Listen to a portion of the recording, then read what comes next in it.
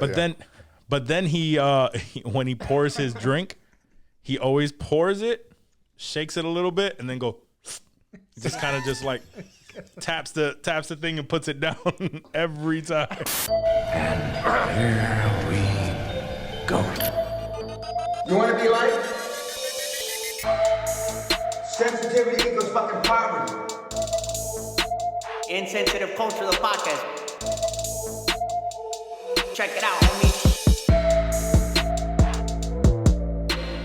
Guys, welcome to another episode of Insensitive Culture. As always, you know me. What's up, what? You know my guy on the other end. And that fool Blazer, Ramon. On the other end, as usual. Man, you know who we are. Insensitive Culture, the podcast. Make sure you check it out, homie. Check it out. Episode 174. Because I realized I skipped that over. Every day is a new experience here on the culture.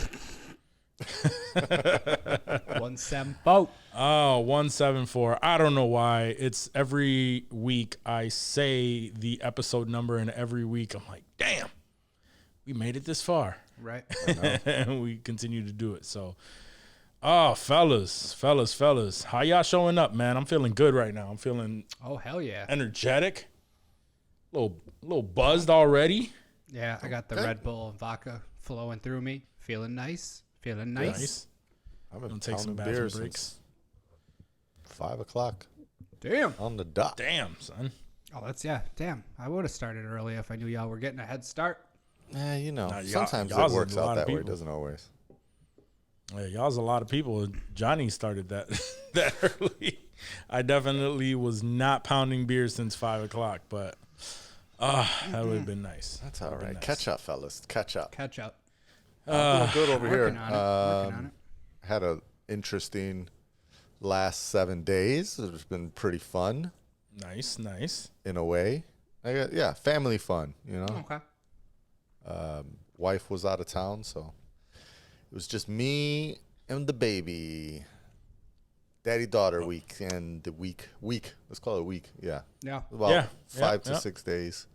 Everything you're experiencing right now is on par with being, with your daughter alone for a week. Word. the brain farts and not being able to get shit through. Yeah, that's all right there. I am going to be experiencing the same thing. Not for a full week, but my girl's stepping away with my son. Oof. So I have the oldest daughter and the youngest daughter with me for a good 4 days. Nice.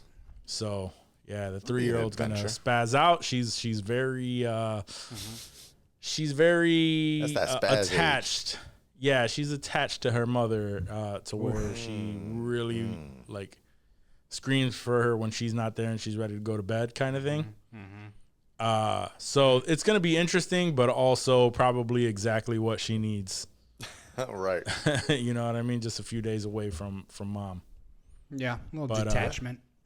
Yeah, just a little bit. Hopefully it works out that way. But yeah, so I have a good few days ahead of me to do the same thing. So that parent life. Word.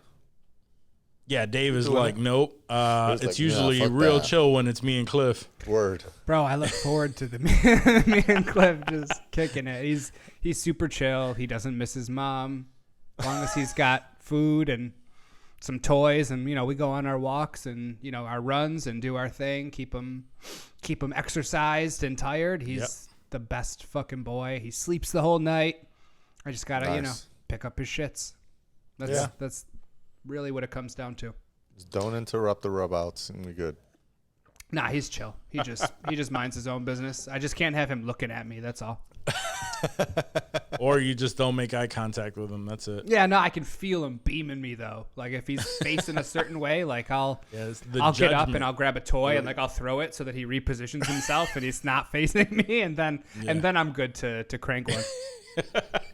It's like, Dad, what are you doing? Why do you hit me every time I try to do this, but you're doing it He's now? very judgy. Actually, we were on a walk the other day and he met this. It was a golden retriever.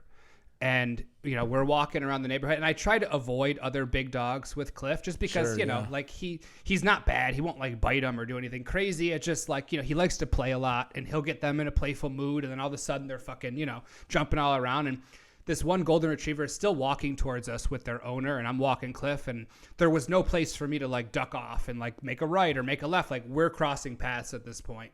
And he's like, yo, can they meet? And I'm like, yeah, sure. I was like, he's 3. His name's Cliff. He's very friendly, just very playful. And Cliff immediately starts humping this fucking dog, bro. He just gets up and starts pounding. And like, I pull him off, and I'm like, oh, I'm just like, he's fixed. Don't worry. Like, I promise he's not. He's like, oh, no, the other dude didn't give a shit. He's like, yeah, she's fixed too. And then they just start like playing, and then they're like jumping over each other, and they're crossing leashes, and we're all getting wrapped up in this fucking courtyard. And it was a nightmare, but Cliff, I'm pretty sure he has a new girlfriend named Peaches. So, props. Nice. Yo, that reminds me of like the awkwardness of it could go very much for a dog owner like on a walk like that, or like going to the doggy park, or like parents, right? So like recently I took the kids to Chuck E. Cheese. We go there pretty often. My kids are very social kids, right? They go up to random kids. They make a friend. Each one of them makes their own friend, and then they're tied to the hip, right? So with that comes, and not every time, most parents are the same thing. It's just like, all right, whatever, and we're just like following them. And I try to avoid like those conversations because it's like, yo, not, like just because our kids are friends doesn't mean like in this moment doesn't mean that we got to be friends, right. And doesn't mean that we got to make this a thing. Yeah. And that shit happened to me recently because my youngest daughter befriended their youngest daughter, and then my son befriended their son, and so they're like, yeah, we're from like an hour out, blah blah blah, but we come into the city. Done. Like, let's exchange numbers. I'm like, yeah, 555-421-87. Yeah. I mean, no, I was like, oh well, because the mom started, and then the dad. Hold on. You only gave like 6 digits. He said 42187. No, I said 555-421-87. Yeah, that's way more digits than like a 7-digit number. That's like 9 digits. I don't know. No, that was 7. 555-42981. That's 7 numbers. No, you said 555-421-87. Did I? Yes. Let's go back to the tape. Not important. Not important. Not important part of the story. Anyway, you're gonna edit this. You'll hear, and then you can text me and apologize after you hear all 7 digits.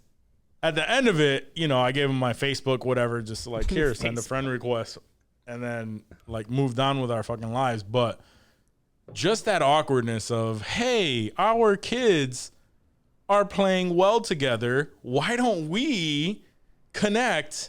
And it's just like, nah. I don't want that like at all. I really don't. They're probably swingers. Oh, I would hope not. Oh, geez. I was trying to avoid that part. I was trying to avoid the judgment alone on, the looks sure. and stuff. Physical. But now that you're throwing that in there, it's like, no. That's absolutely. We got some wine coolers, some CBD joints. Yeah. We'll have a good time. If there was any inkling of a vibe, you probably would have taken that number. No, son. No, not at all. No, I'm saying like if the physical wasn't a challenge. Oh, yeah. You're probably like, oh yeah. I mean, sure. I mean, we were probably gonna meet each other, but whatever. Nah, You're doing the Bill Hader dance. Yeah.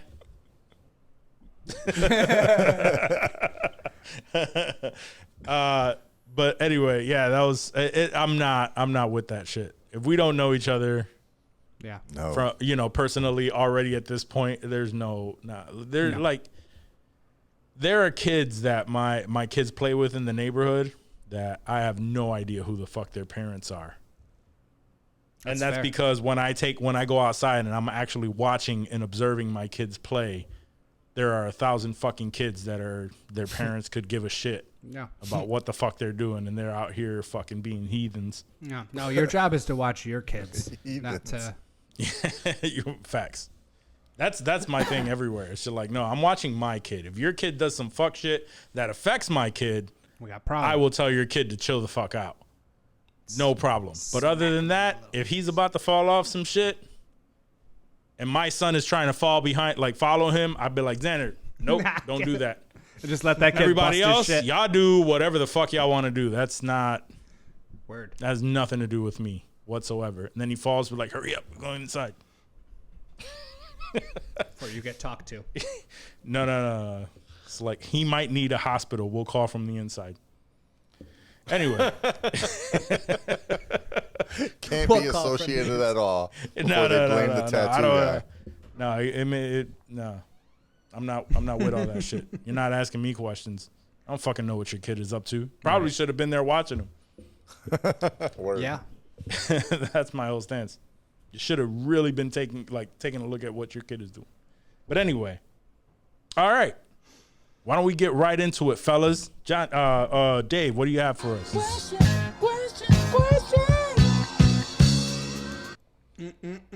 Okay. Word. This was an interesting one I found online. I think it might have been on Threads somewhere. It was just a random thread. Didn't even have much interaction, but I thought it was an interesting question. Well, that's typical for threads. Yeah. What is something you're positive you could give a 30-minute presentation on, and a good presentation, with zero preparation? Do you have a topic that you feel like you could just stand up a room and just go to town?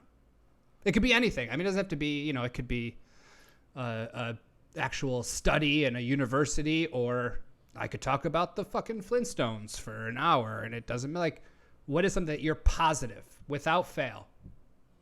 Other than the obvious, I can probably give a good 30-minute lecture without looking up anything right now as podcasting. But I could definitely do that. But if it had to do anything outside of that, I'd probably say fucking Marvel movies or some wild shit like a Marvel movie presentation? Yeah, like Marvel movie Like presentation MCU. and Starting back at 2008 Iron Man, or even going back earlier? yeah, 2008 Iron Man. I may not hit all of the points, but I'll hit enough points where some dude who has no fucking clue what's going on would at least be like, oh, okay, Sure. I get what's going on.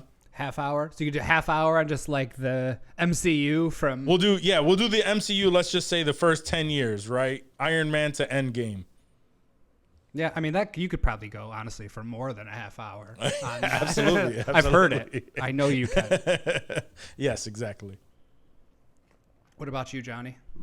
I mean, unfairly, that's kind of my job. So, I could Presenting easily, off the cuff?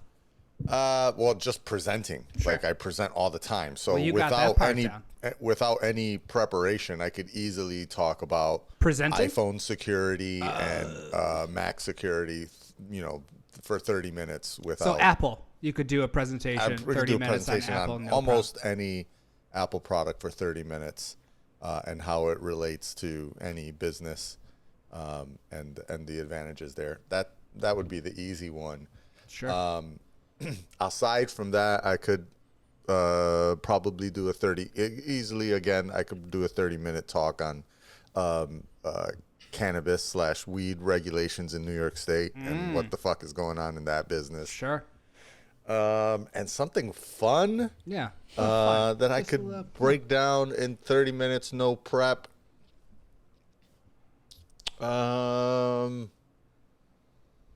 What the fuck else do I do besides smoke weed and talk about Apple shit? Movies? Is there a movie? Is there a franchise? Or what about DC? Could you give us a... No, walk let's go. DC. I could probably do 30 minutes on 90s Disney cartoons. Okay. I'd Yeah, fuck with that's that. a nice- I'd that's a sit good in skill. on that. Facts. See what's up. Yeah. Little Mermaid, Aladdin, Lion King. That's wild. Yeah. Bambi. We can move on from there. Yeah. No, Bambi was in the 80s. Well, I don't know. Okay. Bambi was Bambi was older than that, way right? than, yeah. I think it was like the 30s or it was, No, Bambi was like one of their. it couldn't have been that long. It was like Snow White and then Bambi. I was thought like Bambi was like their second like feature motion. I thought it was the 80s. full- I thought Bambi was like early. 1942. 42 was It Bambi. re-released in the 80s. Oh, is that what I'm thinking of? Was it Yeah. different though, or was it just remastered? No, or it like was just what? no. Remember back in the day, Disney held everything in the vault. Remember you remember that? I do remember the Disney Vault. And so it would always be like, oh, Disney's re-releasing something that you can finally see because Yeah. you didn't have on demand, you didn't really have home video much until like the mid to late 80s. And so yeah, it was when something would re-release, it was literally just a re-release of the original with nothing changed. Let's figure out how to remake more money on this thing that we released 40 years ago. And they did it. And they did sure it. as hell did. I think it was either Bambi or Snow White was one of the first movies I ever saw in the theater. Damn. And it was a Disney re-release. I had to be like, I don't know, 7 years old or something like that. But I remember it was actually the theater in Greece in New York, way before there was a theater in the mall. It was the one that's, it was by the Cine Toys 8? R Us. It was Cine 8. Cine 8? Is that what it's called? Yeah. Cinema Yeah. 8. It was like the Chuck E. Cheese Plaza there. Yeah, Chuck E. Cheese Chuck E. Cheese or Toys Yeah. R Us and stuff was around there. Yeah, that's the Yeah, first Cinema theater I 8. ever went to. I remember that.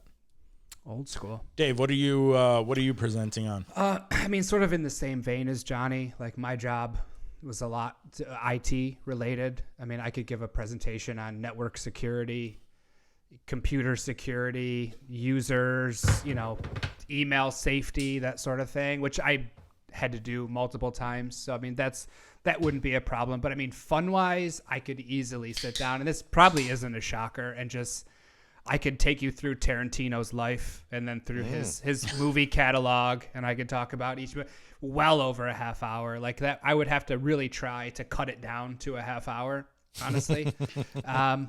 Baseball. I could talk about baseball for a half hour. I could talk about the Yankees for a half hour. There's a lot of stupid shit. Nothing really. I was really Important. expecting more porn.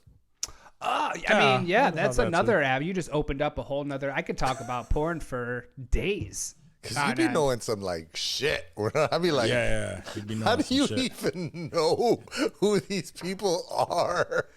It's just And you're like, it's, no, but this is like their third season of. it's the mindset, honestly. Like I never started watching porn with the intention to sort of encyclopedize it like I would with with movies and TV shows, but it just sort of happens. became a habit. That's another good one. I could talk about specific genres of porn for a half hour. I could give you a broad overview on the DVD VHS wars with porn. We could get into all that, but yeah, there's a decent amount I could get into in a half hour. I couldn't do 30 minutes on the VHS Betamax war of porn. You'd be surprised. Talk really slowly. True that. Which one? What was it, Dave? What was the first movie that released in that broke the that tie? Oh yeah, no, I don't. I don't know. I was gonna say. See, Deep you Throat. don't I thought know you were gonna shit. ask the first one that was released on VHS. I was gonna say Deep Throat. Where's right. Debbie Does Dallas fall into any of this? That's early on, bro. That's mad early. That's early, right? Yeah. That's what I would have guessed. You guys ever watched that? You ever watched Debbie Does? I feel Dallas? like I did Just at seen one like a point, scene and I was from Probably. like it. very disappointed. Probably. That's terrible. This is awful. It's not It's even just- worth cranking into. That's 80s white man style of porn where they enjoy that shit. Yeah. A lot of focusing in on the dude's face. 80s porn. They really, yeah. They really wanted to know how he was Is he feeling. enjoying this? He is. He was very sweaty, and his just mustache is. It's a weird time for porn. Not my favorite. Not my favorite. No. All right, you guys ready for the second question here? And this was brought to my attention by Mr. Yanni Quest. Oh. You have 20 minutes to survive with one of these animals for $100 million. Oh, shit. A grizzly bear, a Bengal tiger, a hippo, or a saltwater croc. Jesus. 20 minutes. Grizzly bear, 20 minutes. a Bengal tiger, a hippo, A hippo. or what was the last A one? croc. A croc. Oh, fuck. How hungry are all of them? Let's assume they're famished. And are we like in a cage or are we in their So natural the habitat? question didn't specify. It didn't, yeah. I, It didn't I would specify, assume. I mean, for the sake of the question, let's say we're in their habitat. Otherwise, I mean, I could run away from a fucking gator on land. Who the fuck cares? Yeah. See, y'all, well, like Dave, I think he can probably end up being the gorilla's like child. He's Or small enough. boyfriend, whatever it takes to Yeah, last that whatever. 20 minutes Was and there get a that gorilla? 100 mil. Yeah, he said No. It was a grizzly, a tiger, Oh, a a hippo, grizzly bear. and My a bad, croc. my bad. Yeah, no, I'm not going to grizzly be bear, okay. buddy with the grizzly. That's not in the cards. But Fuck, but you're those right. A are gorilla, I all feel like rough. I could charm my way. I could charm my way in there. Like Harambe. Grizzly, I- a tiger, a croc, and a hippo. Fuck. I would probably, yeah, it sucks, Hippos in the water, bro. You see them like run across the bottom. They'll come get you, son. So like you're not even swimming away from a hippo, dog, and you're not swimming away from a croc either. No. you're not swimming away from anything. No, like all of these are really They're tough. horrible choices. Yeah, no, you're just 20 minutes. For That's 100 all. mil? 100 mil. 100 mil for Tax 20 free. minutes. Whew. 20 minutes. Oh my god. Fuck. Let's see. I am probably going to take my chances with the crocodile. So you got Locke and floating in the Nile River. No, because And there's got to be some land in that. Like it's, they're Yeah, not there's gonna a be just patch. being- Can you swim to it fast enough? I'm just saying. I'm trying to think of like. I know. There's no good answer here. There's a chance if he comes at me, he may just like snap onto something, try to grab me and like maybe drag me or some shit. Like I may be hurt. He's It gonna may roll kill if me. he grabs you. Yes, correct. But That death roll sign, it's game over. yo, fucking a grizzly, Yeah. a Bengal tiger, The grizzly and the tiger and the gotta be out, hippo, right? like any one of those would like literally like maul me. That's facts. The hippo, if it bites you once, you're fucked. You start throwing. Like there's not even a chance to marbles. possibly get away. Yeah, you're just fucked if it comes after you. Throw marbles? Well, hungry hippos. That's what them motherfuckers ate, son. Keep them busy. I thought hippos ate marbles for the longest time. Don't even get me started on that. Oh yeah. I want to know more about that, but still, I don't know. I just feel like I could possibly. I know their fucking tails are strong. I know that they will fucking death roll you. They'll fucking drag you. Pretty much, they just drag you underneath the water. And Yeah. like we saw that video of the crocodile, like just swimming around with the dude's body, lifeless body, just like. Yep. So Yes, we I did. understand it's fucking dangerous as fuck. Yeah. But. I mean, they all are. Yeah. Yeah, that's what I'm saying. There's no 100%. good choice. Like you don't know what the atmosphere you're in is to say like I can confidently do this. Because a fucking Bengal tiger if you look at any enclosure that they put a fucking tiger in, there's not much. You may be able to climb up onto like a chain link fence that's separating you like in a zoo, possibly like that. But that's They climb. They'll definitely climb. but they fucking climb. Yeah, if they really want your ass, So do the they're bears. climbing. That's exactly. So do bears, and that was my thought. I feel I may be able to climb something in an alligator. I don't see you climbing a whole lot, son. I'm not gonna lie. Son, if my life depended on it, best That's fair. believe you're No, gonna that's see facts. my fat ass And you get climbing 100 somewhere. mil on the other Right, side. right. I don't know Yeah, how I'm gonna get down, but I'm safe. We'll worry about that once you get. We'll that worry 20 about that minutes. after 20 minutes, and you fucking put that thing away, son. I feel like of all the animals that we listed here, the hippo is Is the least most likely. docile. I mean, yes, you definitely, people will get munched up by a hippo. They can definitely be vicious, but I don't feel like a hippo is going out and hunting people.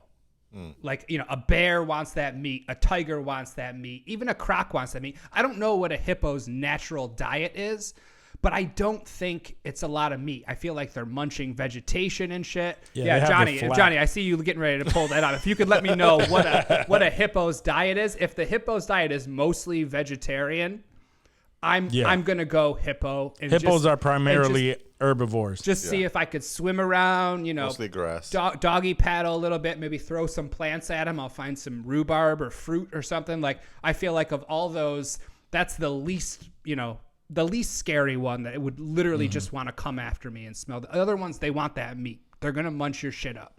I feel like, you know, granted, I am floating in water and there is a hippo. Not great, but compared to a bear or a tiger or a fucking saltwater croc, which those can be fucking massive. Yeah, I'm going to say hippo. I feel like that's the I would have the probably best the better survival chance over, you know, Yeah. a 20-minute period with a hippo. Unless I piss it off. I was thinking more of the fact that they could fucking just in one bite just crush a watermelon. Oh, absolutely. So in the event that he comes after me for whatever reason, I'm just gone. Like Yeah. whatever damage he does to me it's life threatening. You know sure. what I mean? For sure. You're not wrong, my friend. You are not wrong. These are vicious killers, all of Johnny, where are you going? What are you going with? See, I follow the logic that Dave has with the hippo hippo? as far as what its normal diet is. And so it probably, you know, wouldn't go after after me. you? However, they do go after meat-based, you know, animals and whatnot. They go after, you know, animals and mammals when they're like stressed out. And me being in their environment would probably stress them out. them the fuck out, for sure. Yes. And I'm gonna have to opposite of what y'all said. I actually have to rule out both the croc and the hippo immediately because I'm not like a strong swimmer. That's fair. Yeah. And so Are you a like good runner? I can't even tread water at all. Like I can swim back and forth. You're not not long. outrunning a grizzly bear I'm or not fucking I'm not outrunning tiger, either son. of them. Also, he ain't swimming but the- I outswimming the other definitely things. I have feel a you, yeah. much lesser chance with the hippo and the croc. I'm not planning on getting in any kind of water, son. I kind of feel like the grizzly is not gonna come after me. Like, why would again? You know, if it's a stressful situation, then possibly it will. And I'm not gonna outrun any of them. I probably wouldn't survive. You know, doing the play dead thing and just having it beat me around. I don't like that idea. But that's kind of, I think I'm leaning towards the grizzly just because I feel like I have more was my of an first thought. opportunity to maybe distract it, you know, throw things in a different direction and have it go that way. Versus I feel like the Bengal would just be locked in on me specifically and would Yo, just like just fuck me up. That's Assassin. the one that I would Assassin. want to fuck with The the least. Yeah. yeah. Son, it's it's at the zoo when it's behind the, and just like it Still walking terrifying. back and forth, if it's staring at you, son, Yeah. you just fear. know if There's fear. this wasn't here, we are like, I'm fucked. Yeah. Do you guys? I don't know- want to deal with that. Do you guys know who? Have you ever heard of Timothy Treadwell? No. No. Timothy Treadwell was like an adventurer who used to go to a specific spot in Alaska to be with these grizzlies. He was, like a grizzly guru. He would live amongst them. He would set up his camp with them. He would name them. He would touch them. He would swim with them. He had relationships with multiple, probably dozens of grizzly bears in Alaska. And until him and his girlfriend were there one time in he brought his October. girl along. He brought his girl, who was into it just as much as he was. And they were mauled together by the same bear, and there was a recording of it, an audio, because he would videotape and he would audio record everything. The Timothy Treadwell grizzly bear audio recording has never been released to the public, but it's been, people have heard it, they've talked about it, they've done videos on it, and they've reenacted clips from it. And this thing is the most terrifying story that I could ever imagine. So at no point would I ever pick the grizzly bear, but I wish you luck, my friend. I wish you luck. I mean, he survived like how many years alongside them before they finally multiple years. So And he was very lucky. Just 20 minutes? You could pull that 20 might be minutes. okay. You could pull 20 minutes, I think, but I don't know. Don't bring your lady. Leave her at home. I saw something recently, and it wasn't. I don't know if it was a grizzly bear. I'm not sure, but it was a climber. Dude was on the side of a fucking cliff somewhere, right? And it wasn't very high up, but it was high enough where a bear came at him, was like starting to come down, and he's just hanging off of the side of this thing. It was like on TikTok, and he's like, like screaming at it. And then it like fell below him, but it was enough to where it could possibly come back up. And he's just like kicking it as it's trying to come up, and he's just like making all these noises, because they say that like if a bear comes at you, like you make these noises and it may scare them off. Yeah, make yourself big. But how do you make yourself big when you're hanging like literally just dangling off the side of a cliff? And this bear coming at him, and I'm just things that I will guarantee Wok will never die of. A bear attack.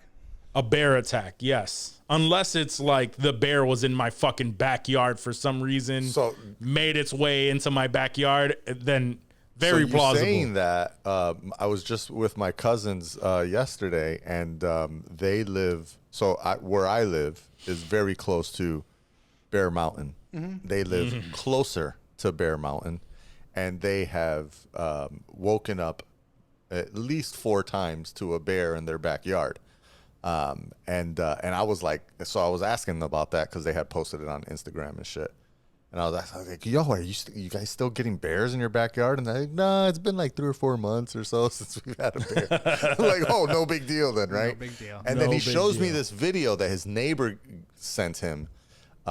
And the neighbor was like showing the video because apparently one of their neighbors, not the neighbor that had the video, but another one of the neighbors, this older lady, will literally throw food in the like yard, like in their just in her grass, specifically to attract bears and deer. Yeah, like she wants them around.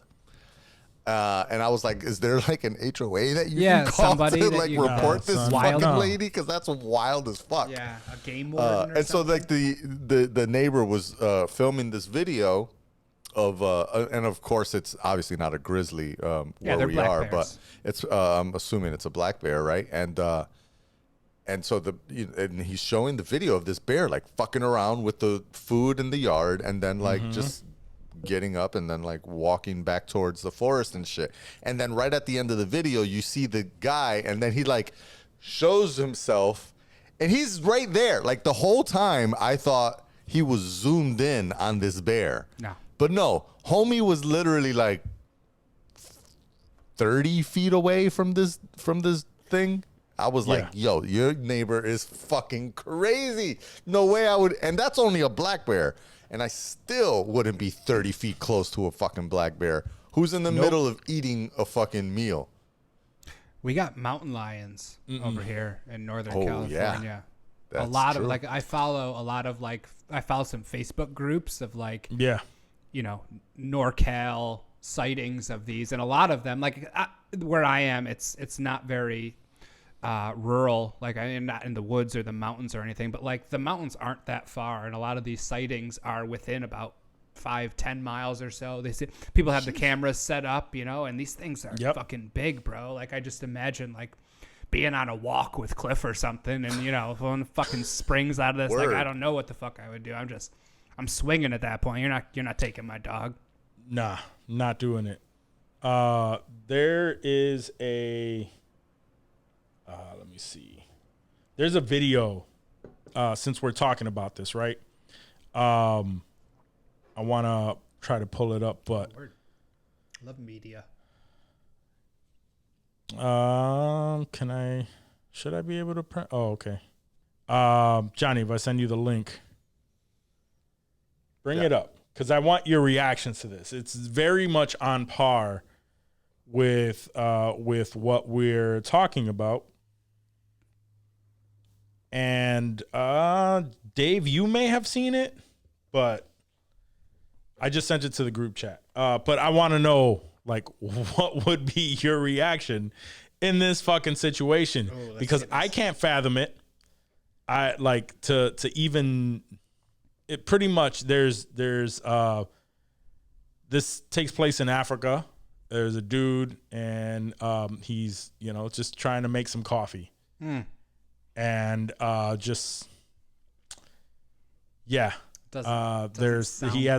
sounds scary. He has a it's a little issue. friend, just a little issue staring at him. Here. Oh, shit. Oh shit, That's Simba. bruh. That's Mufasa. that's Mufasa. Do you have any cuz. sound, Johnny? Huh? Can you turn the sound on, or? The sound is on.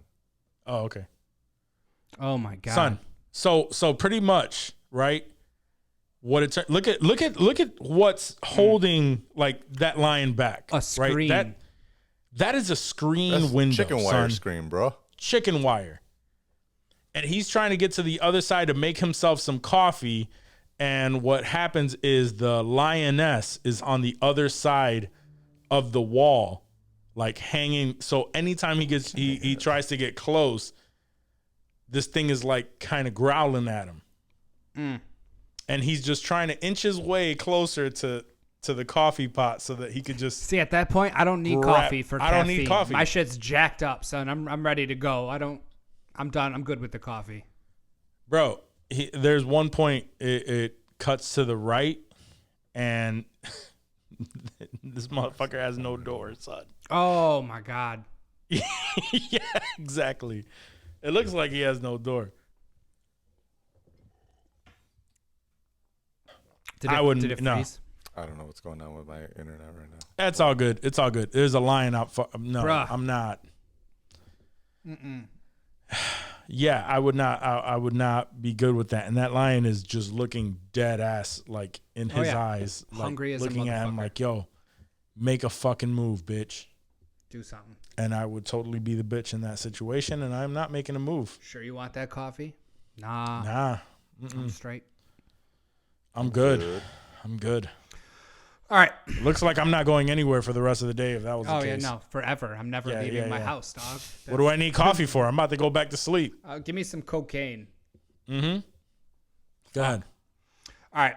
Last questions. You guys, you have Sure. 48 hours to solve a murder. Who are you gonna enlist the help of? You have Rust Cohle and Martin Hart, which is McConaughey and Woody Harrelson from the first season of True Detective. Okay. Somerset and Mills, which are Brad Pitt and Morgan Freeman from Seven. Okay. Benoit Blanc, Knives Out, Glass Onion, Daniel Craig, or Mike Lowery and Marcus Burnett, Bad Boys. Those are your four choices. What was the time frame we have to solve the murder? You have 48 48 hours. 48 hours. Yeah, I'm going with my guy LeBlanc. Benoit Blanc. Benoit Blanc, yeah. 48 hours to solve it. 48 hours. That's probably going to be the person that will solve it with the least amount of damage. You're saying Mike Lowery and Marcus Burnett Mike gonna cause Lowery, some yeah, bullshit. they're going to fuck all kind of shit up. The True Detective, really, you have McConaughey, and the other motherfucker is just there complaining, annoyed with him the entire time. He was pretty Woody weird, Harrelson. to be fair. Russ Cole was a weird dude. That's a fact. No, but if you just watch the movies, son, it's like he's the one that's like on it, like to the point where he picks up on little nuances, and by the end of the movie, he's pointing out the fact that this and this just led to this, and so I figured you out right away. Your Benoit Blanc voice is on point. Yeah, exactly. So yeah, Benoit Blanc. Benoit Blanc. Got it. Hell, that was easy enough. Johnny, you agree with Benoit Blanc? I kind of do, only because like you pointed out, especially in the most recent movie, he was like literally within 20 seconds of sitting at the table. Like 10 minutes into the movie, he was like, "Oh, can we start? Okay, I solved it. You're gonna try to kill me because of this and this and that." And exactly. He literally solved the whole fucking murder mystery that Norton's character had set up like within seconds. That maybe, I was thinking like that 48-hour thing might actually, because I was trying to remember the original Knives Out and how long it took for him to solve that. Yeah, I honestly don't remember either. I was trying. It's been a while I can't since remember I've seen that either. The True Detective one. What was the other one? The second one. It was Brad Pitt and Morgan Freeman from Seven. At 7. No, that took them too long as well. It did, and there was a lot of sins that they had to, It's had got to work their way through. It's got to be Benoit. Yeah. Benoit, yeah. If it wasn't Benoit and not listed, would be what's his name? Horatio, from Murder on the Orient Express. I didn't see that. Oh, you didn't see any of those? I didn't see that one Christie's? either. No. Murder on the I know Orient you're a Express, big Death fan. on the Nile. Nah, it looked boring Yeah, I know as you're a fuck, big fan. honestly. I think that's why I didn't watch it. I mean, they're basically the same exact movies. Yeah. They're all whodunits. Yeah. I'm not a big whodunit fan. I am huge. Yeah, I know you're huge on that. But yeah, I mean, in all fairness, is like they were all like he was the only one like from a whodunit, just like pointing people out. Hercule, Like, that's what it is. like Hercule Poirot. Hercule Poirot. Hercule Poirot. Wow. What You about know they're gonna solve some shit when they have an accent. what about Facts. Sherlock? Sherlock or Benoit? The Benedict Cumberbatch Sherlock. Ooh. Gotta go Sherlock. Yeah, Sherlock was going to be in here, but I figured that was just too easy. That's too easy, That, yeah. that I think- was like, I think oh, that's yeah, why more- wouldn't you pick Sherlock but that's more on par with with Benoit? Benoit. Yeah, I should have done more like Benoit and Sherlock. It's and those, like yeah, the very, yes. very Those are the good same categories detective. because like. I mean, yeah, Benoit would get it. I feel like that's almost too easy. Just for fun's sake, I'm gonna go Mike and Marcus. I want to see some shit get blown up. I want to hear some jokes. But at the end of the day, they're gonna solve that shit. They got 48 hours. Yeah. Marcus didn't solve shit though. It was all it Mike. was all Mike. But still, I need that camaraderie. And then Mike and Marcus. They were arguing the whole fucking time. All right, that was an easy one. So we're gonna do one more. We could have easily replaced. Why do I keep blanking on his name? Benoit. Yeah, Benoit. Why do we like? If you would have had those four, the best choice after that, not including Benoit, would be Chris Tucker and Jackie Chan. Jackie Chan. Yeah, like like those. I should have made it all like bullshit ones and then serious detectives. But this was a YouTube. This was like I screenshotted this from one of the YouTube questions. Just fucking with you. Okay, so one more question then, since that was stupid easy. Would you rather never see your family again, or never use the internet again? What part of the family? All your family, dog. Oh, all of it? Like immediate, extended. Like my kids and shit? Yeah. Well, then fuck. We're gonna do well. We're going internetless. Yeah. That's fair. I get it. I mean, I assumed that's what you would. I didn't think you would give up your family for internet. Nah, I mean, but if Johnny's you just got one kid, so I'm not sure. It's only one, so I mean, kick her to the curb. Question, I mean, we gotta watch. We gotta have latest. Netflix. We gotta be streaming Hulu. Stream. There's no more podding remotely without the internet, so that's just better love your families, dog. It's true. No, yeah, I think I mean, even without the daughter, I would still go family. Because same. It's Totoro over here, man. It's all about family. I didn't think anybody was gonna. No, if it wasn't for like my, except for you. Yeah, if it wasn't for like my kids, I still love my and family. stuff. If it wasn't for my kids and stuff, it would have been a consideration. I see that you like started with what part of family? Yeah, what part of the family? I'm real good to cut them off. Okay. The only one that would make it rough is be like, fuck, I can't see Danny again. Oh, yeah, shit. that'd be tough. Yeah. But he'd be the only one is be like, yo, I gave you up for internet, and be like, yeah, I got you, bro. Okay, You heard that, Jerry? I get it. He don't give a fuck about you. Oh shit. Jerry would drop me in the heart for heart or whatever. Yeah, you can't promote in them a heartbeat. shows Yeah, I and can't shit do without the internet, Can't do son. that. What's he gonna do? Nah, son, I'm trying to make it. Facts. Cheers. All right, so we love our families more than the internet. Is that what I'm gathering? I think so. That's fair. Yeah, that's another fucking easy one. That's why I threw it in there at the end. Way to resolve an easy one with another fucking easy one. If somebody Dave. picked the internet, I would have been pretty upset, honestly. It's sensitive culture over here, so. Nah, yeah, we're that's true. Super we sensitive culture. Oh shit. All right. So it's been a little over a week from the release of Threads. How are y'all feeling about it? Good question. How are y'all feeling about it? Because definitely, I've noticed that not necessarily posts have gone down, but some engagement, even for like big names and stuff, have gone down quite a bit. Mm-hmm. But I don't think that is necessarily. That's not indicative of. Yeah, indicative of how long this is going to last or longevity. whatnot. Yeah, absolutely. Right. I don't think that it is. And I'm not a huge Twitter person, so I didn't give a fuck about it. So I'm pretty active on there as much as I can be. But I wanted to know, as Twitter users, how do y'all feel about its current state? And do you think that this is something that's still in it for the long haul? You think there's some longevity in that? Now that we've allowed for it to breathe a little bit, and what you would possibly even hope to see release before you can fully just convert. I don't know how Johnny feels. I know he's another Twitter user like myself.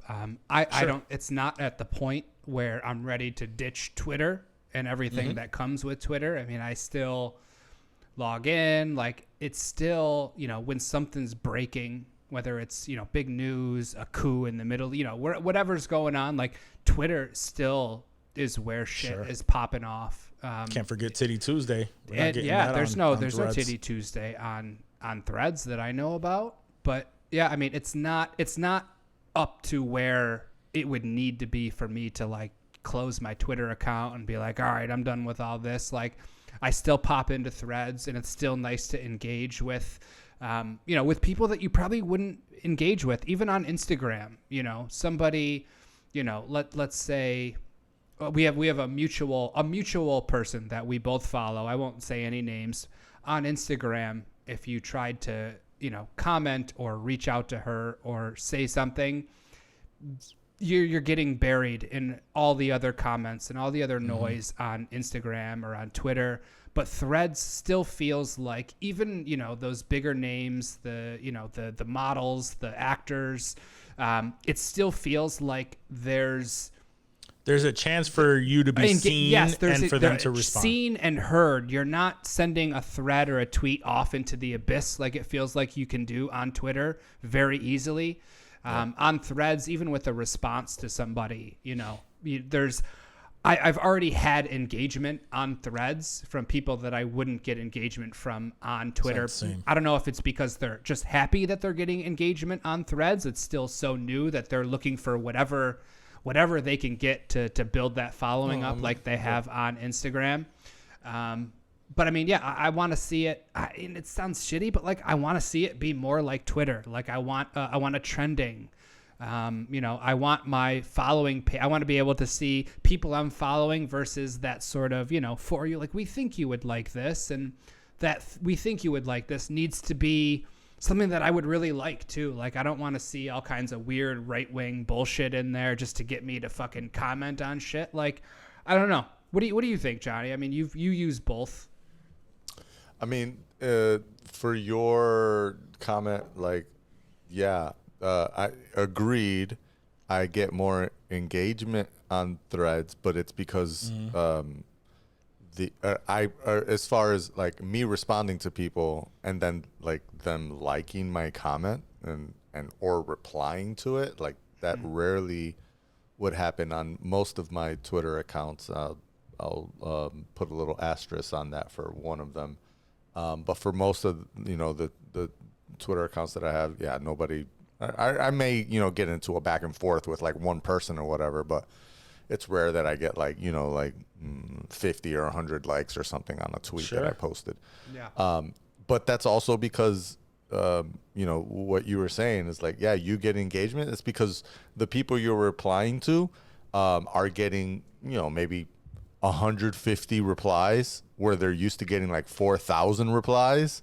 Yep. So it's way easier for them to like go through those, and yeah, they'll reply to you because, like you said, they're just happy anyone's replying. Exactly. Yeah. And the ones that are good, they can highlight and interact with. I think there's a yearning still for people for the people want this to succeed, but they're really slow on the updates. And I think that's kind of what's throwing it off. Hurt them, yeah. This was one of the things that I had kind of highlighted, but the daily active users have dropped from 49 million to 23 million in about a week. And so all the super hype, like you notice, Zuck hasn't been tweeting about how many people have signed up again. Right, so he did tweet, or he not tweet. He threaded something today. Yeah, he posted something saying that he was he said we had fast growth at first, which was awesome. Obviously, he realized that slows down. He said there's still tens of millions of logins every day. This was a recent. I think this was from today. He posted this, so like he's still hopeful, and that that makes me hopeful, and he's realistic about it too. Like he knows that there's not going to be 100 million people signing in every day, like using it. And, he talked about what they were going to focus on. And I don't know if you can find that. My phone is my camera right now, or else I'd pull that thread up and read it back to you guys. But yeah, he made it sound really, really promising, really hopeful. I'm looking at Adam Mosseri's post, and he's saying, their focus right now is not engagement, but getting past the initial peak and trough that we see with every new product, and building new features, dialing in performance, and improving ranking. I mean, there's work to be done. And what you don't want to see is that work taking too much time. Like maybe did they rush to get in during that, that Twitter heat and exodus to get something out there? that wasn't really fully baked, right? And so like then you end up with a bunch of people that are like, because I've also seen like a bunch of thread posts where people are like, what is this app? Like what's going on here? I don't even understand. People that like were not Twitter users, and now they're on this like, you know, text-based social media, and they're like, I don't really understand what this is. Yeah. And so like, do you even count that as an active user? The other thing too is you can't game it the way Twitter does, in that, you know, like I have like 4 Twitter accounts. You can't do that. You can't do that on Threads. You get your Instagram account. You technically, I mean, in a way you kind of can. You just have to log out of your account every time and then log back in with a different one. Right. So that can be super annoying, which is, you know, it can change a lot of the things. There's just so much that they need to do. I mean, they did put out one update that at least allows iOS 17 beta users to upload videos and photos easily without crashing. But outside of that, like, there's so much that's missing. Yeah. To compare to Twitter, right? And to like give me that Twitter-like experience. Sure. That, you know, I will say the first 2-3 days I was a junkie on it. That was the app I was opening. I was barely opening Twitter at all. I was going through Threads. I was refreshing constantly. I was always looking back to see what's new, who's new that joined, who else can I add and start following from Twitter, that's, you know, That'll now make on that Threads, experience the same. and it'll make it the experience that I guess, because I have, again, I think I've said this before on the show, as far as my Twitter goes, like I have, you know, like I said, like 4 or 5 different Twitter accounts that I'm logged into on my phone, and I switch between them all the time, because they're all completely different communities. Yeah. Like I have like one that's very tech based, and there's a lot of, you know, programmers and IT folks and developers and, you know, tech reviewers and all that type of shit. It's all that. I have another one that's all like news based. I have another one that's very Tesla focused and all this, you know, Tesla and EV based stuff. I have another one that's all cannabis focused and all like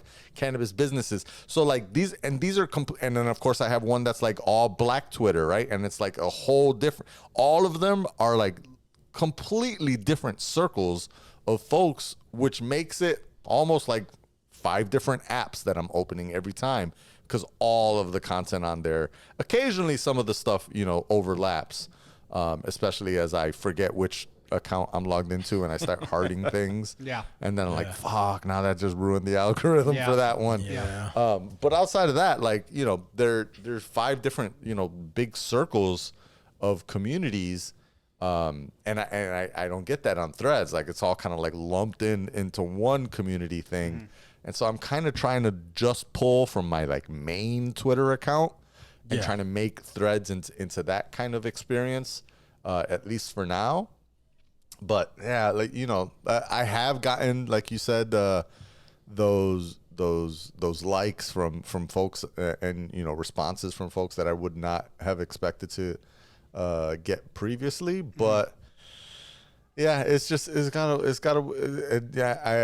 a little deflated on it, and I'm hoping that they will add, especially like you said, like trending topics, being able to search for topics instead of, you know, just people, and hashtags. I think will greatly increase what's happening on that app. Yeah. I still use it again because I'm not very active on Twitter, and I am not really sure how to grow the community on Twitter because I hadn't done it before. So that's why I'm very into it, and I'm still into it. I just noticed, you know, the engagement just isn't as high as it used to. But yes, I've had the same type of – I've had that engagement with individuals – who normally wouldn't respond. So I'm still very active on it, very much active on it. And I'm thinking that as those features start to roll out, we're going to see more and more people kind of just just being on the app more. I think right now it just doesn't have a ton to offer, other than the whole text, the text social media type stuff. I don't know. I think that down the road it's going to pick up again, and it's going to be, real competition. And but at this very we're moment, comparing it not. to Twitter, which has had 10, it's going to 15 be. years to grow, to change, to build, to to be what we know it as. And Threads has been out for 2 weeks, 3 weeks now. I honestly don't see and it has going, a third of the users going away. Right, which is still fantastic. That's extremely impressive. I'm giving it time to grow. I don't have unrealistic expectations for this app. I'm not saying, I'm not getting 30 likes on every post. I'm fucking done here. I don't get 30 likes on Twitter posts. So it's not like I need all this engagement to really bring myself back to the app.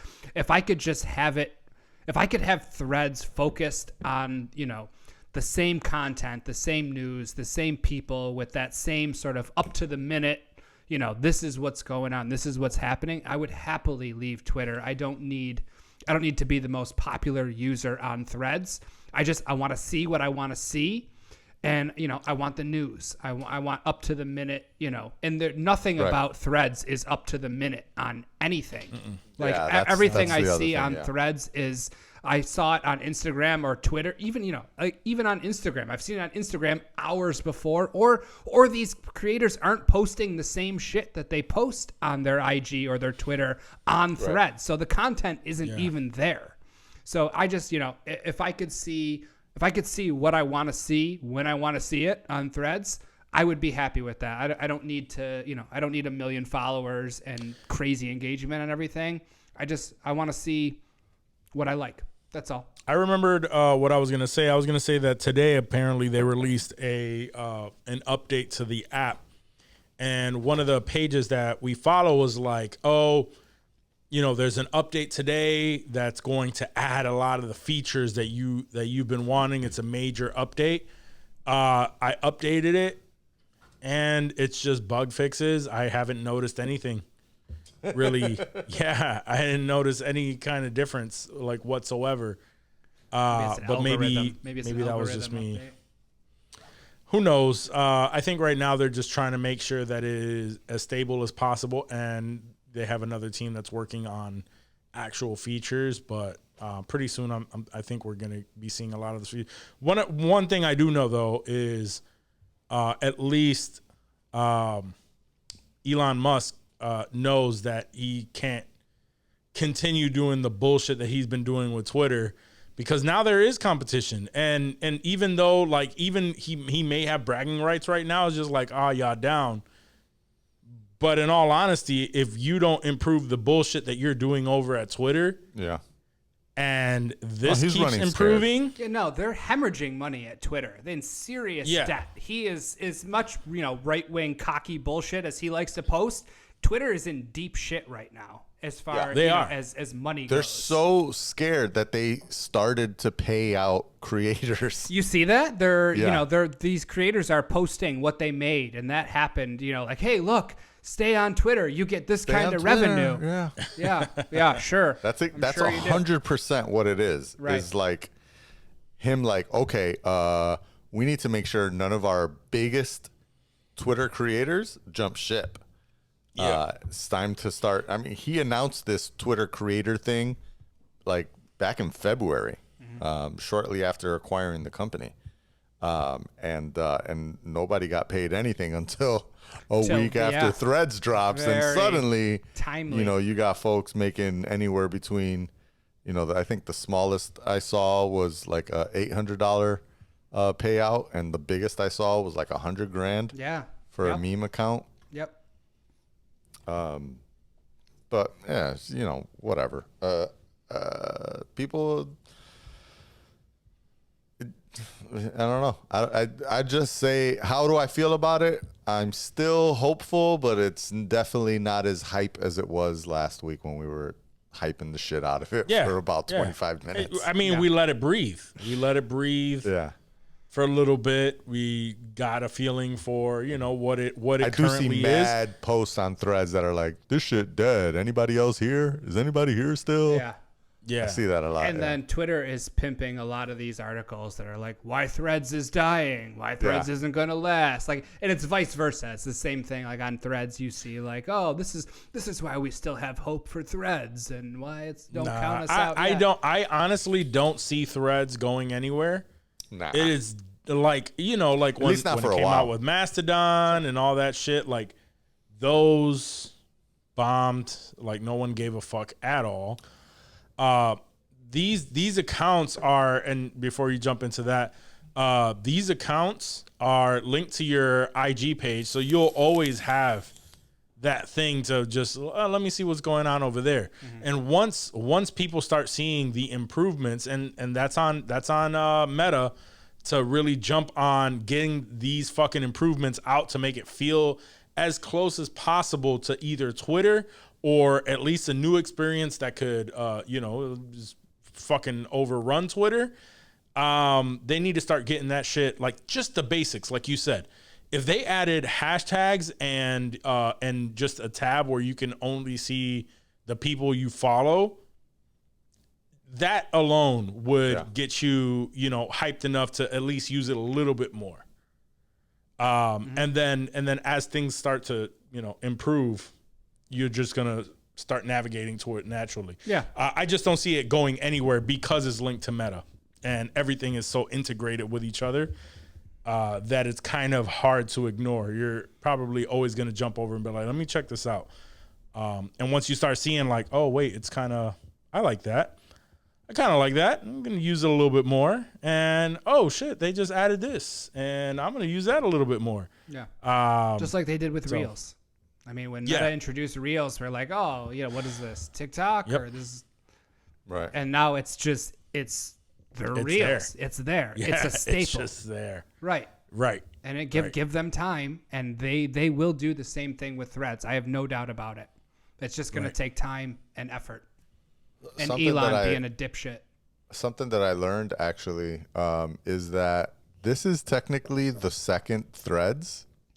I don't know if you guys even knew that this existed, but Facebook had another app called Threads that came out right around 2020. And it was not a text-based Twitter clone. It was something completely different. It was about like posting and engaging with a smaller community of folks. It was like more like your circle. And it was I can't remember if it was a Meta app or if it was an Instagram app like this one, quote unquote, Instagram app. They're obviously trying to stay away from the Meta branding, claiming that Threads is an Instagram app and not a Meta app. But yeah, this is the second time that they've used this name for an app, and the first one obviously got shut down because there wasn't the engagement. There wasn't a huge influx of people. It still did the same thing that Threads does with Instagram, as far as still using, your Instagram follow groups and your social graph to sign up for Threads, and you would immediately follow all the same people and all that stuff. So it's not that. That's not what made this version of Threads, popular. We talked about that last week. How I was like, oh, it was super easy to sign up because I just signed in with my Instagram details and I followed everyone I could follow if I wanted to, everyone that I already follow. They did that before, and it was not successful. But this time, it's definitely based off of, at least for me, I feel that it's definitely based off of the people trying to exodus off of Twitter because of how it's changed under Elon's rule. But we'll see kind of how it goes. I'd say for now it's a work in progress. Let's see what happens. Did you guys see that Sarah Silverman is suing ChatGPT and Meta for joke thievery? I saw the headline, but I didn't look into it. What's it actually about? So Sarah Silverman, along with two other authors who were not named, are saying that there's copyright infringement going on. They filed lawsuits contending that OpenAI's ChatGPT and Meta's LLAMA, I'm not sure exactly what that is. The llama. Yeah, language llama. learning Yeah. model. Yeah. Yep. Were trained on illegal databases that borrowed from shadow library sites like Bibliothèque, Library Genesis, and Z Library. And pretty much what that means is the OpenAI suit says that ChatGPT will summarize books like Sarah Silverman's The Bedwetter without reproducing any copyright management information, or who published it, anything like that. So it's basically pulling, is what she's claiming, and these two other folks, and suing ChatGPT, which, I mean, I get, but it seems kind of frivolous at the same time. Like, I understand why she's doing it, but it. So are they saying, is she plus the others saying that if you ask ChatGPT some sort of question that could lead it to create a joke, it could pull from her jokes and maybe not be her jokes from the book, and maybe not word for word, but basically be the same joke as something she wrote in her book, without violating copyright. Yeah. I totally believe that. Yep. It'll paraphrase. Yeah. Basically, without citing any sources or giving any props or anything like that. That's what the language biggest models fight. do, so. That's the biggest fight with ChatGPT at the moment. That's the biggest fight with all of this AI shit, with the AI art stuff that we talked about before. Mm-hmm. Because it's not actually AI. Like, artificial intelligence is, it kind of thinks for itself to a certain degree to create these things on its own. It's not exactly that. We're calling it AI, but really it scans the internet for specific words in ChatGPT's experience, and words that kind of correlate with each other to summarize a sentence, and it's plagiarizing a lot of this stuff. Same with art. It's taking bits and pieces of random art, wherein some AI art you may even catch like a small part of someone's like signature that they put in the corner of a painting. I've seen one that it actually in the AI art morphed in the Getty Images watermark, and you can kind of see like, holy shit, that it's not Getty Images watermark, but that's where it got that from, and that just proves that this thing is just merging all of the knowledge that it has gained from the internet, but it's not actually coming up with anything new. Right. It's really just doing like mergings of everything it knows. And OpenAI is basically in response to this suit. They're pretty much saying like, hey, we know that this is pulling, let's say Sarah Silverman's shit or other comic shit, but like their out is pretty much, hey, we're not monetizing that, we're not making money off of this. We're not selling anything as, we're not claiming to, sell Sarah Silverman's jokes. Like, this is literally just sort of like a meta crawler almost. We're grabbing what's out there, but we're not profiting off of this. So leave us the fuck alone. Yeah, they are not. However, it is open to the public. So, the majority of people who are using it, well, not the majority, but more than a good amount of people that are using it are, people are boasting about, writing. I heard something on a podcast where he's like, hey man, a friend of mine was saying like he's a writer and he wrote this book. He wrote this book in 4 days because he uses ChatGPT, move some things around, make it a little bit more him, and then he's done. So like that's how. Yeah, that's bullshit. Yeah, exactly. That's bullshit. And that's even though they are coming out and saying like, hey, we're not using it for this or we're not selling this. The people who are using it are openly just taking the credit for this and not saying. OpenAI is saying, hey, go fucking sue them if they're making money off of it. They're pretty much just pointing the finger and saying, No, it's not us. Yeah, It's yeah. our I mean, tool, but but they're making the money. They're cashing the I mean, checks. don't forget that Microsoft invested $13 billion into OpenAI. Yeah, they're not monetizing the data, but they're gleefully accepting investments into their company. Absolutely. Absolutely, without a doubt. Without a doubt. Absolutely. Good segue there. So yeah, do we want to talk about this because it's been the topic of conversation? Fuck it. Yeah, it's exactly what. So let's go back into the whole Adam22 situation. Now that the video has been released of his girl. We've all seen it, right? We've all. Yes. Apparently, he pronounces it Lena. Her name is Lena The Plug. Really? Yeah, Totally which didn't is catch that. I've never. I've heard a lot of people say it, and I've never heard. But if Sure, I mean, yeah, if everyone he would says know. Lena. He would know more than I Whatever. would. So. But would he? Oh wait, no, this wasn't Adam. This was Jason Love. Jason Love said Lena? No. You're saying Adam it was said Adam this, right? 22.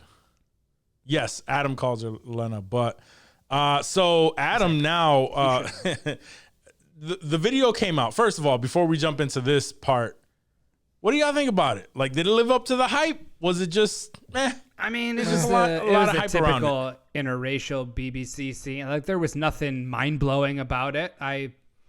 If it weren't talked about, Right. if it weren't a big deal because BBC it was Pog scene. Adam and Lena, I would never watch it if it wasn't. yeah, I wouldn't think twice about it.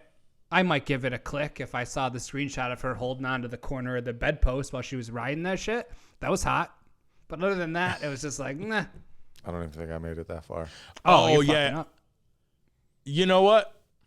I mean, Am I though? he got a little excited Yeah. early, so that's fine.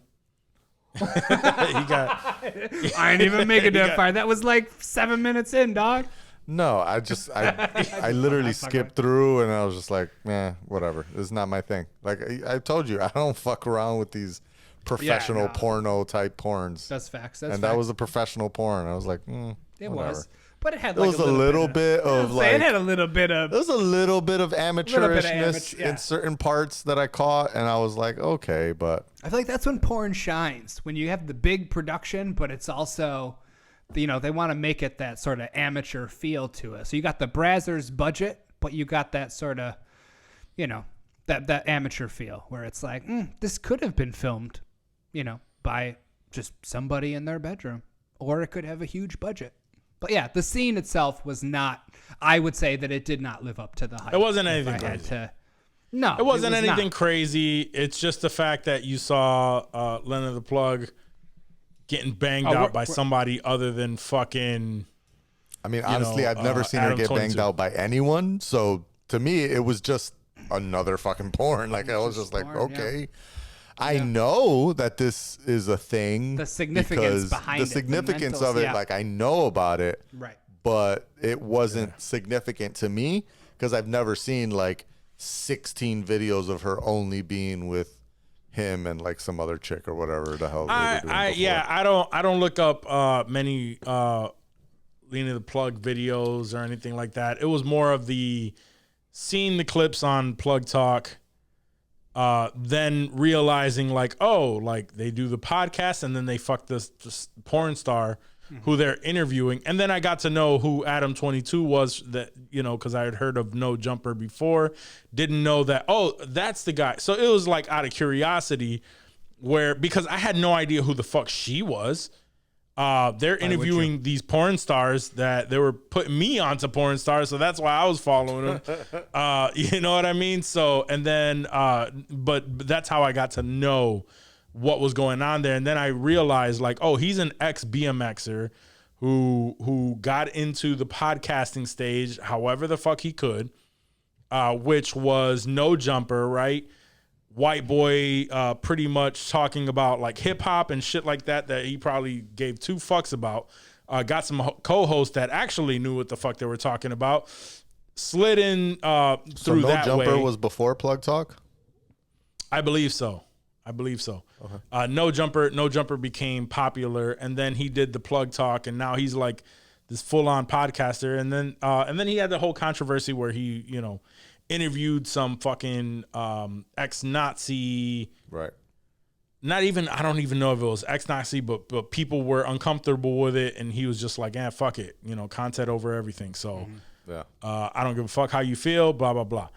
But anyway, getting back to this, I felt, we said it last time, I felt like it was a big rollout.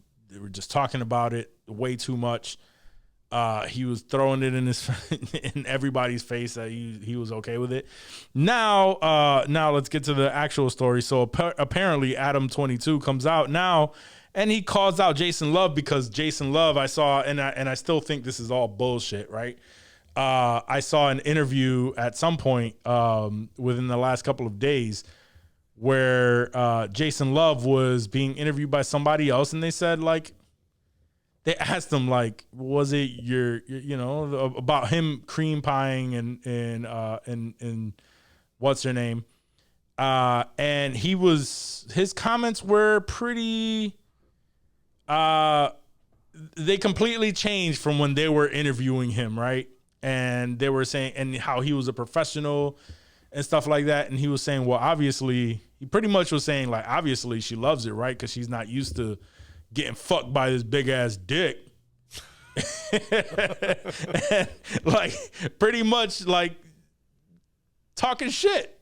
Yeah. And the second that I saw that, I was like, okay, like, my man is over here talking shit. And then you see Adam22 responding, calling him out, saying that that he's blacklisted from banging his wife. Right. Why is he too late? Okay. Yeah, too late. He already fucking nutted in your girl. Your next baby is gonna be black. So, and threatens to expose him. Like, what does that mean? And then the video that he releases is like a TikTok green screen bullshit. And he's talking shit, and he's kind of smiling, laughing as he's saying it, like as if he's trying to make a joke out of it.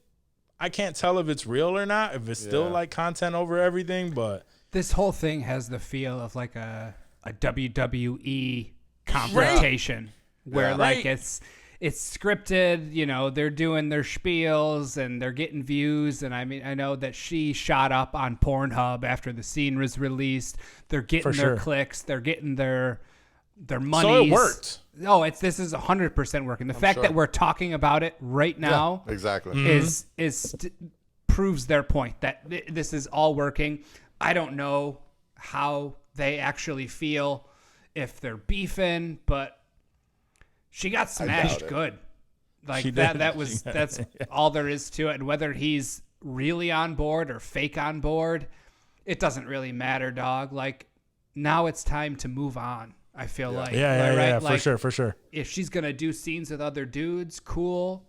Maybe like that's the whole thing. Like, now she does do a scene with another dude that blows up. They're getting clicks. Like, this is all very, very well crafted.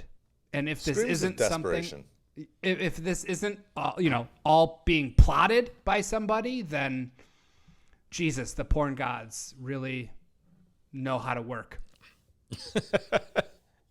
Nah, it all seems like it's very much plotted. We're like losing subscribers.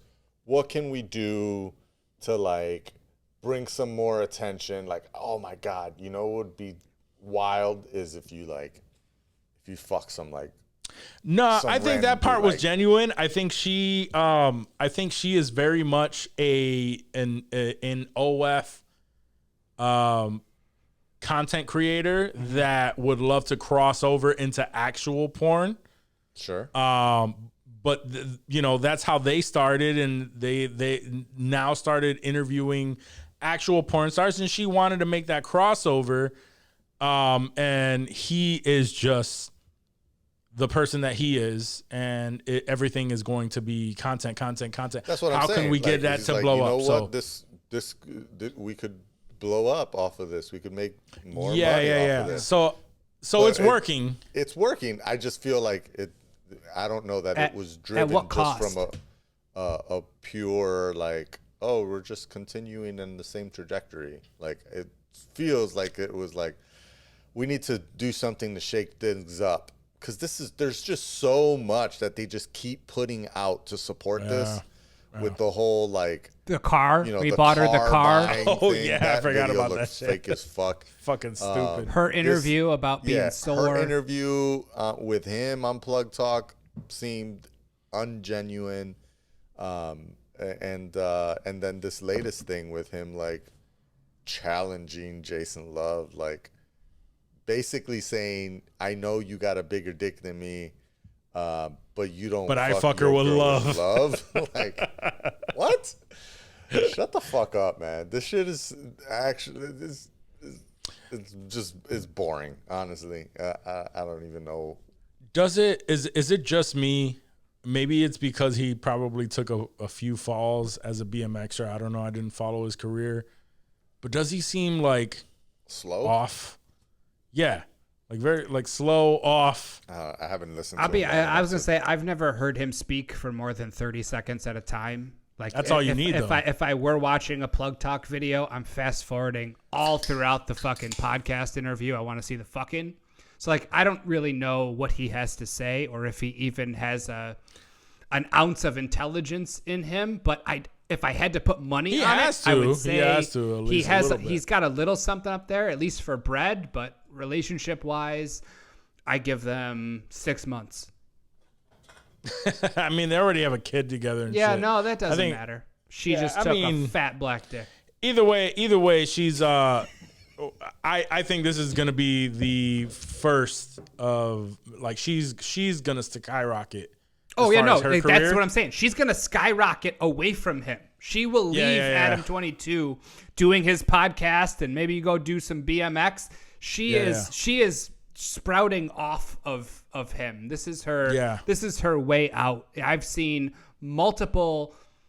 cam girls. I've seen amateur stars start off fucking the same dude in every video that they've had for years, and then all of a sudden, though, there's a new dude.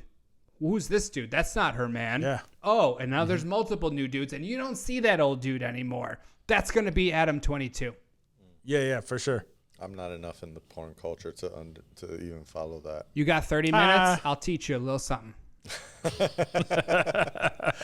Honestly, she just looks like any other porn star. to me. She looks like any chick in Greece that I went Yeah, to fucking like- school. Like He's mentioned that before. Yeah, There's nothing special Nothing about her. special about her. At all. But that to me is why I'm like, why would she skyrocket into any sort of porn famedom? Like, she's easily replaceable. There's nothing special about her.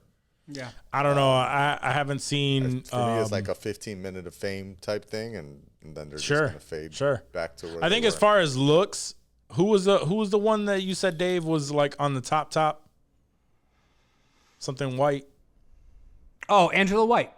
Angela White. I think she looks better than Angela White. In my opinion. Like just based off looks. White is- I don't know. I'd have I to haven't look seen her up. any Angela White porn. She probably does some shit How where could I'm you just not like, oh have yeah, seen that's. any Angela White porn? I don't I even look understand how that's possible.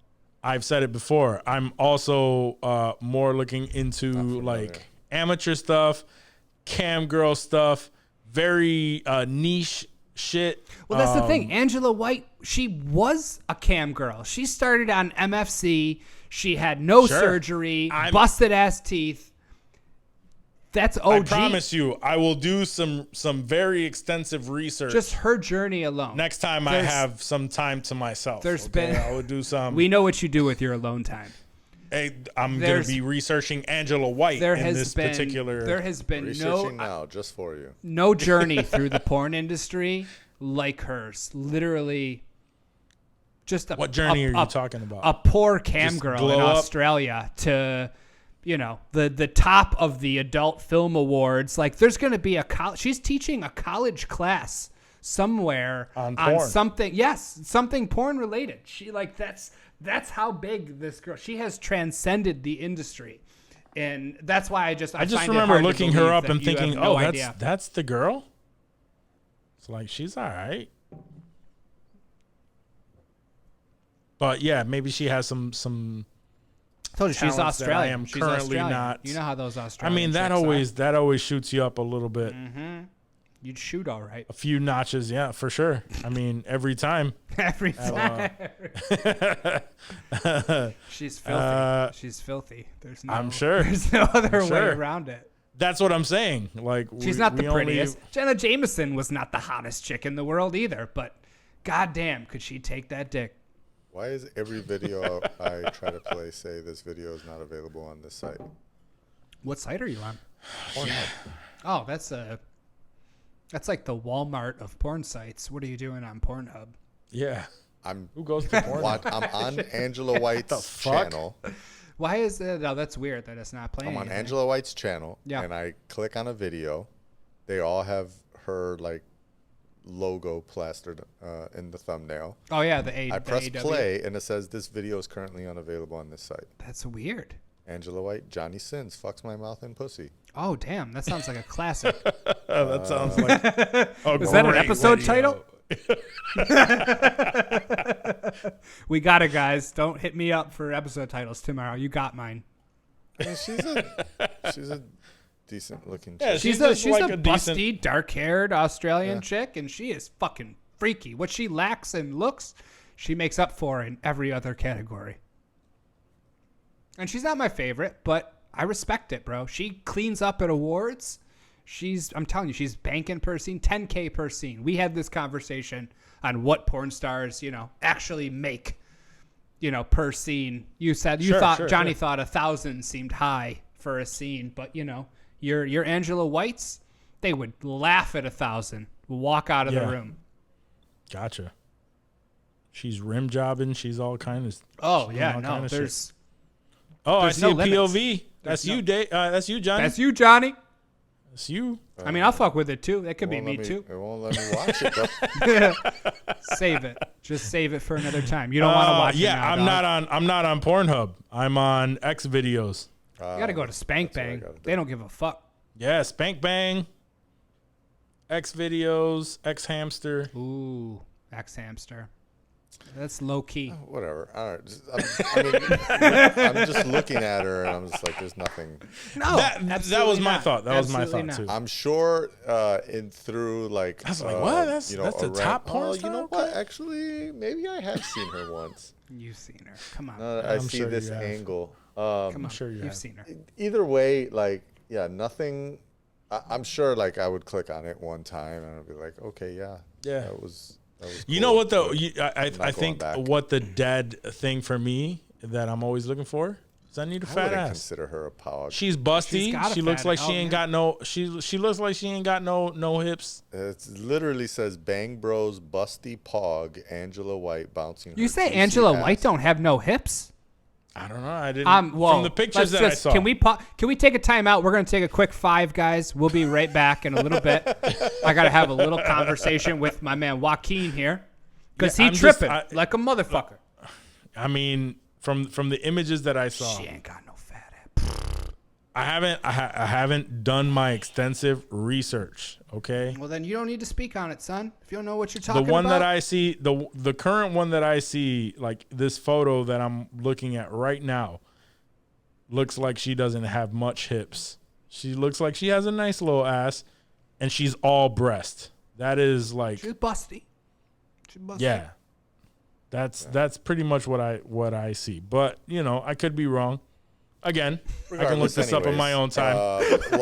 Long tangent here on Angela White. Yeah, on Angela White. He brought up Angela White. Yeah.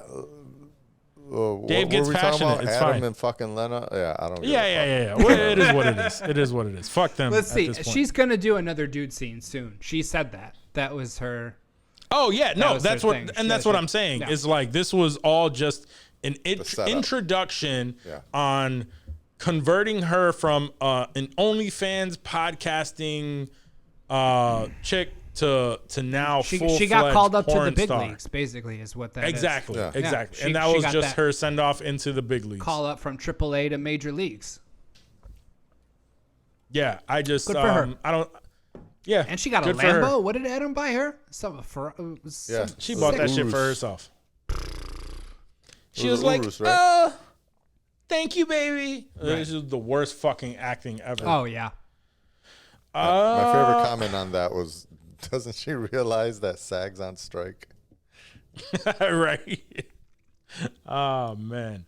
Yo, wild story. Randomly, I didn't bring it up last week, but it was from the week prior. But I would love this experience, so I'll bring it up now. But a dude, after an 18-hour delay, had an 18-hour delay on a flight, and so I believe they just ended up giving him his own flight. Like the next flight that he had, he was the only one left. Everyone else had moved on to a different flight. So it was literally just him on the plane. So they served him like a king. Yeah. He got served like a king. Made friends with everyone on the flight. He has selfies and shit. So I heard he was in a group chat with the people on that plane. Like probably, yeah. Like they're like homies now. What about in that same vein? Did you see that dude? I would love for those to be my homies. That took the cruise all by himself. Yeah, I saw that too. That's what that reminded me of. Actually, I got confused when I first saw the flight one. I was like, well, wasn't this story like 2 weeks ago? And then I realized, oh no, that one 2 weeks ago was about Which would you rather have? Bro, somebody on a cruise all by themselves? That's wilder than the plane. Oh, 100%. The plane is only wild. like a 2 hour, maybe a 4 hour flight. And at most you're getting free drinks. And you that's have it. shows and cooks and that's cleaners. The wild shit. Yes. This dude said the entire cruise ship was operating as if it was at full capacity. So they had all the things, full buffet. For him. Fucking a full fucking, like all the Broadway shows, the movies, the casinos, everything was running as if the ship was full. But he's the only motherfucker on there. How does that shit happen, yo? Why don't they just cancel it? That can't be good for business. Like the money that they spend for one dude on the cruise ship. That's wild. I mean, they probably figured that money is lost anyway if they don't run it, right? I guess. I mean, because that food and all this shit that's on there, like I mean, they have freezers and walk-ins and shit like. No, but you're right. Like, it's already scheduled. Maybe like the ship has to go to the next port in order to pick people up, or like sitting around at port. Maybe they're not allowed to sit at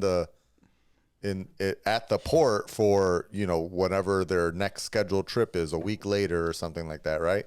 It's like you can't just leave the boat here. Like you gotta go, and they've already paid. Everybody's on salary, so you're getting paid regardless whether you perform or you don't. You might as well fucking go perform. Yeah, if they gave me that shit for free, or not for free, but if I'm the only person on that boat, I'd 100% ask, yo, can I get an upgrade on the room though? Oh, like, word. Let me get that dope ass whatever the fucking room that I don't even know exists. Like I want that fucking room. Let me get the best room. Matter of fact, I thought you were gonna say what I was gonna say is like, can I drive the boat for like 5 minutes? Can I steer the ship? Can you please let me steer the ship? Like no one's gonna notice. They would have to. Like they're just like, yeah, come on, John, get up here. Yeah, you'd be on a first name basis, nicknames and shit. Be having a dope ass time. That'd be so like fire. Announcing shit over the speakers, like, will John please come to? I'm like, yo, you got my cell? Just text me. The fuck's your problem, Captain? It's got to be very weird though, like going through the hallways back to your room and there's no one. I would want to have like my girl with me. Like I would at least want someone there to like at least share one it with. person. Yeah. Or if it was just like the three of us, you all three of us on there. Let's say if I go on this cruise, like if it's just him, I go on this cruise by myself as a single man, right? My first thought is I'm gonna try to get some ass on this boat, right? Yeah. And then you get there and you're the only. And then you get there and you're the it's awesome. You're the only person on the boat. But then again, you could try to smash some staff. That's true. I mean, yeah. If there's ever a time you're gonna smash some staff, that's gonna be it, dog. That's the only one. Yeah. Yeah, I'm gonna be at that bar. If that bartender is hot, I'm gonna be at that bar. The staff room. I'm gonna go in the break room, wherever they're kicking it at. I know they're bored. Yeah. Word, I'll be down in mechanical. Oh yeah, exactly. Oh yeah. Don't get judicial involved. Right. Like, what's good, Sarah? How you doing today? Busy? You busy much? busy now. Slide over real quick. What you doing tonight? I know you ain't doing nothing. I know there ain't nobody on this bitch but me. So. I'm planning on getting out of here at about 8. So that means what? You gonna probably be out of here about 9:30, 10 o'clock. What you doing? Giving everybody my room key. Man. Y'all know where I'm at. Just show up. Yeah, I know where I'm at. Just go check the best room in the fucking boat. Always bet on Black.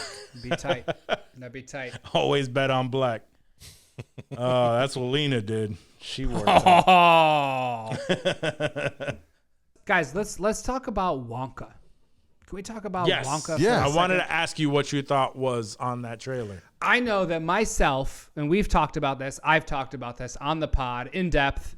Huge Wonka fan. There's a nostalgia to it. Yeah. I know Walk's not a big Wonka guy. Johnny, you I wasn't were a big fan of the original. Gene Wilder fucking with the Wonka.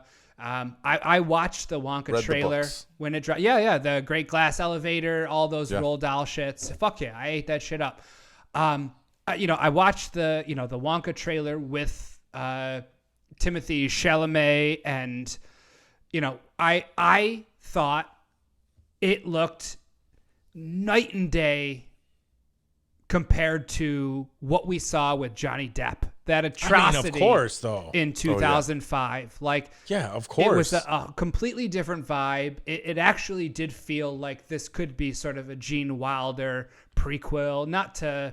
That's what it's supposed to be, though, right? It is. Yeah, it is. And that's pretty much, I forget who the creator was or whoever wrote it, said, we want this to fit in with the Gene Wilder performance, which is what I hold near and dear to my heart, as the ultimate Willy Wonka. And I thought, the trailer looked fantastic.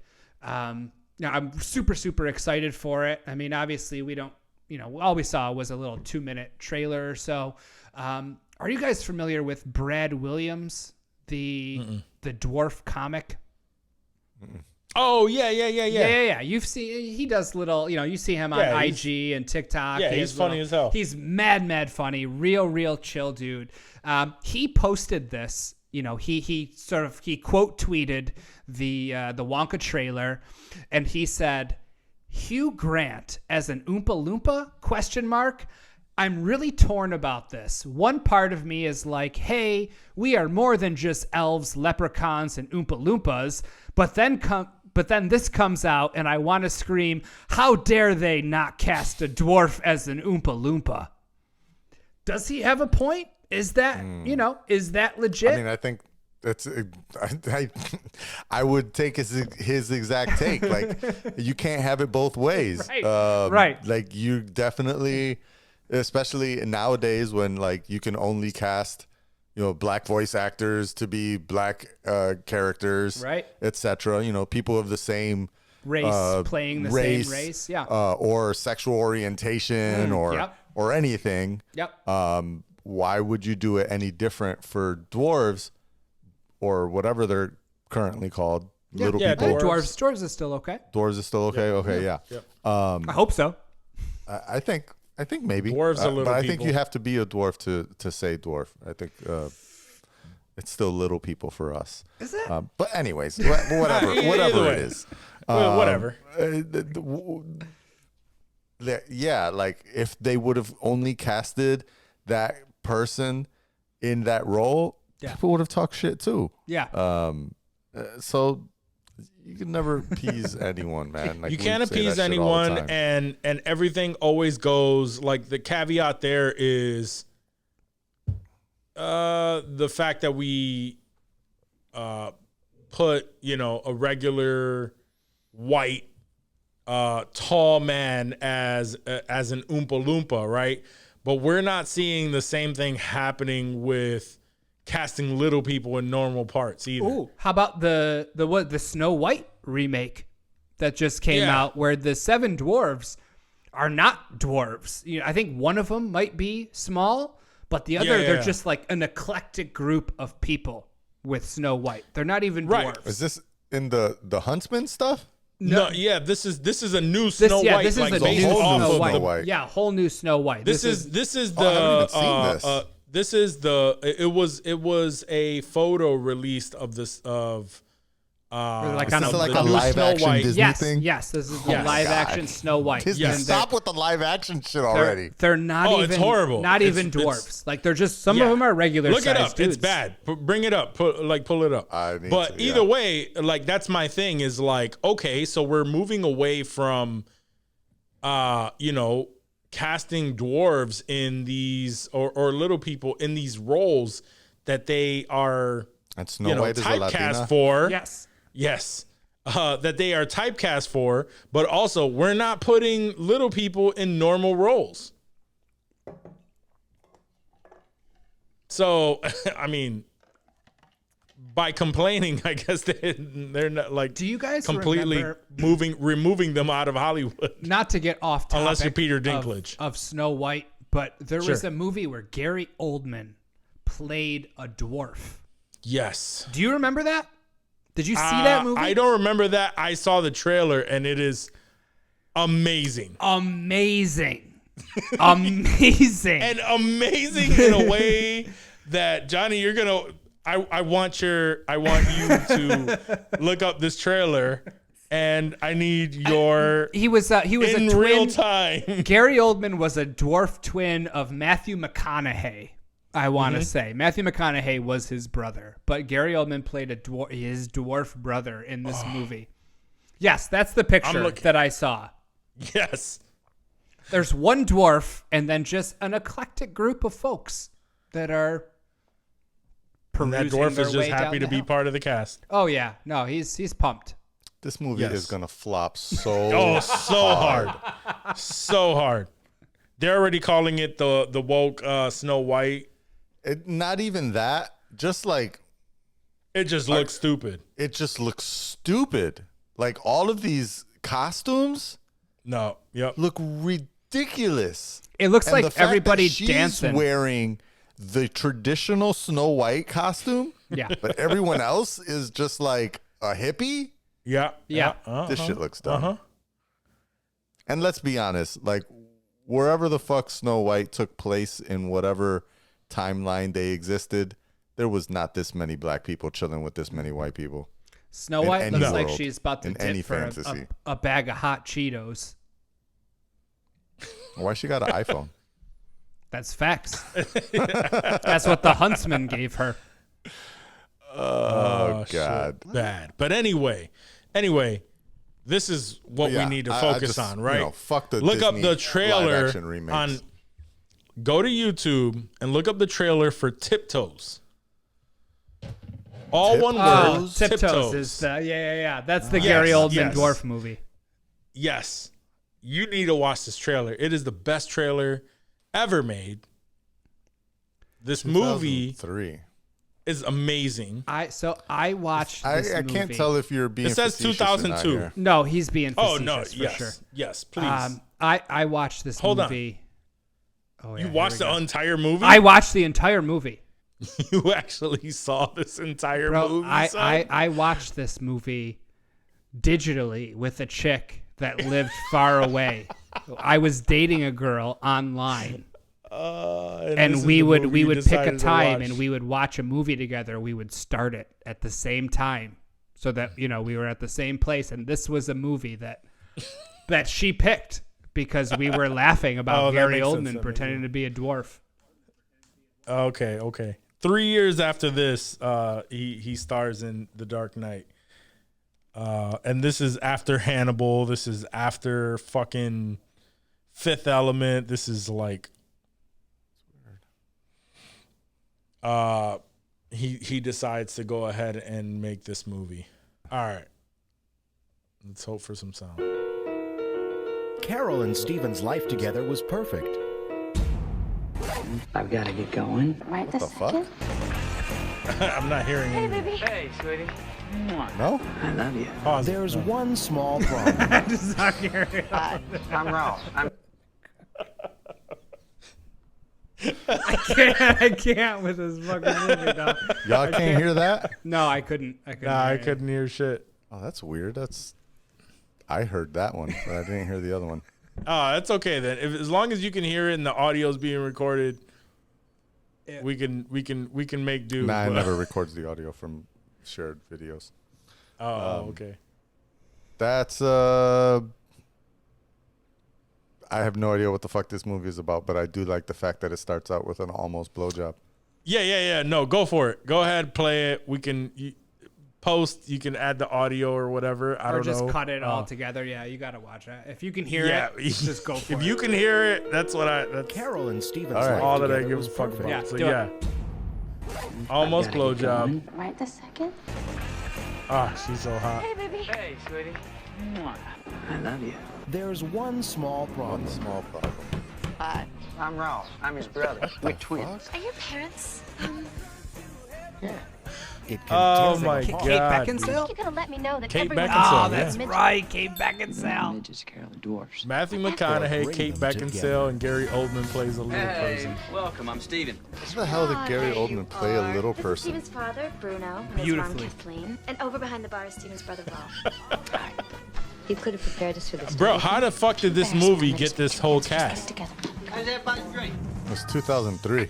The fuck else were they doing? When the going gets rough, it's only the size of your heart that counts. It's only the size of your heart that Kate was a counts. You knocked up this great girl, and you didn't tell her that her baby's probably gonna be little. I'm not He like gives you. it his We are Oh, so Peter cute. Dinklage. That's Peter right, Dinklage. Peter Dinklage. Discriminate against us. He said these parties got a little wild. That Little part Gary. couldn't be How done. did they A lot of put? little I people need in to this see movie. the behind the scenes. off, Goldie Hawn. Let Mick Tiny do what Gary he wants to Oldman. do. How is this happening? There's nothing this man can't do. I'm ready for an adult relationship. What is this man doing in your bedroom? He cracked him. Shit. Oh Wait, my god. why did you watch this movie? She's very lucky guy. It was with a chick. I watched it with a chick. Screw it up. The only reason why anyone would watch There'll this be rough movie. patches, there's no doubt about it. A female Canal Coast recommended and that Langley you watch. Productions proudly present command performances. He from thought he was Kate gonna get Beckinsale, some Matthew ass. McConaughey, Yeah. Patricia Arquette. Oh, and in the Patricia role of a Arquette? lifetime, Gary Oldman. What the fuck? And they highlighted Gary Oldman. Yo, you got to get this on the. Yeah. We need to get this on the Plex. They literally said, and in the role of so and so, Gary Oldman. Gary Oldman. I'm more interested in the behind the scenes, like Facts. how The logistics of it. Yeah. yeah, like how did they do that with him? To be like almost the same height as all the other real little people Yeah. in the movie. Yeah. And were the other that's little interesting. people offended while they were making this movie? You have Gary Oldman and what? They were just happy to get a paycheck. on his He's like knees. literally walking on his knees. Yeah, that's the what I'm whole saying. movie. I don't know. Yeah. Oh shit, that's crazy. He, That's wild. It kind of reminds he me went of full the, midget on this. like the I don't know why, nothing related, but just the whole idea of camera angles and stuff. I was telling you guys Yeah. that I saw Mission Impossible this week, yes. and I was saying like there's some wild ass camera angles. Like it's really cool. Like he's basically apparently, because I saw the new Rockstar's breakdown of it, and EA Voss talked about how it's Dutch camera angle or some shit like that. A Dutch angle is what it's called in the industry, which basically means it's like at an axis. Yeah, so it's just a lot of the tilted- scenes are like tilted a little very bit. zoomed in and tilted at an axis. And so I was watching that, and I was like, that shit looks cool as hell. And then when he broke it down, he was like, they probably did this because this film was made during COVID, and so they zoomed in so that you would only see one actor on screen at a time, so that you wouldn't be very close to other people. Yeah, no proximity. Because when it was the proximity things at that time. So the only reason it makes me think of that is because they were doing camera tricks to try to make Gary Oldman look like a little person. Like what's his face sitting with Gandalf when they were in Yeah. Frodo. Yeah, But Frodo. that was all CG. No, there was No, camera angles when they were sitting there was on camera the, angles in there. when they were sitting on When they like were the cart sitting- when they were going. Like there was, I saw a screenshot of you see what's his face way back in the corner, and then there's There And was when some they of that were- as well, but there was Yeah. also a Oh, ton of yeah, CG no. to Oh, yeah, for literally sure, for sure. miniaturize them.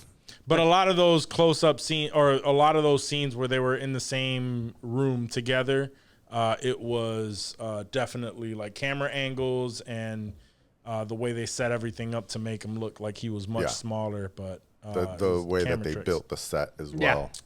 Correct. Yeah. Yep. A lot of what's his name? Charlie Chaplin Perspective moves in there. Charlie Chaplin. Yeah, Charlie Chaplin moves in there. So yeah. Let's see. Do I have anything? So the writer strike.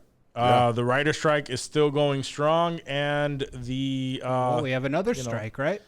Exactly. SAG joined. I forgot what they call them.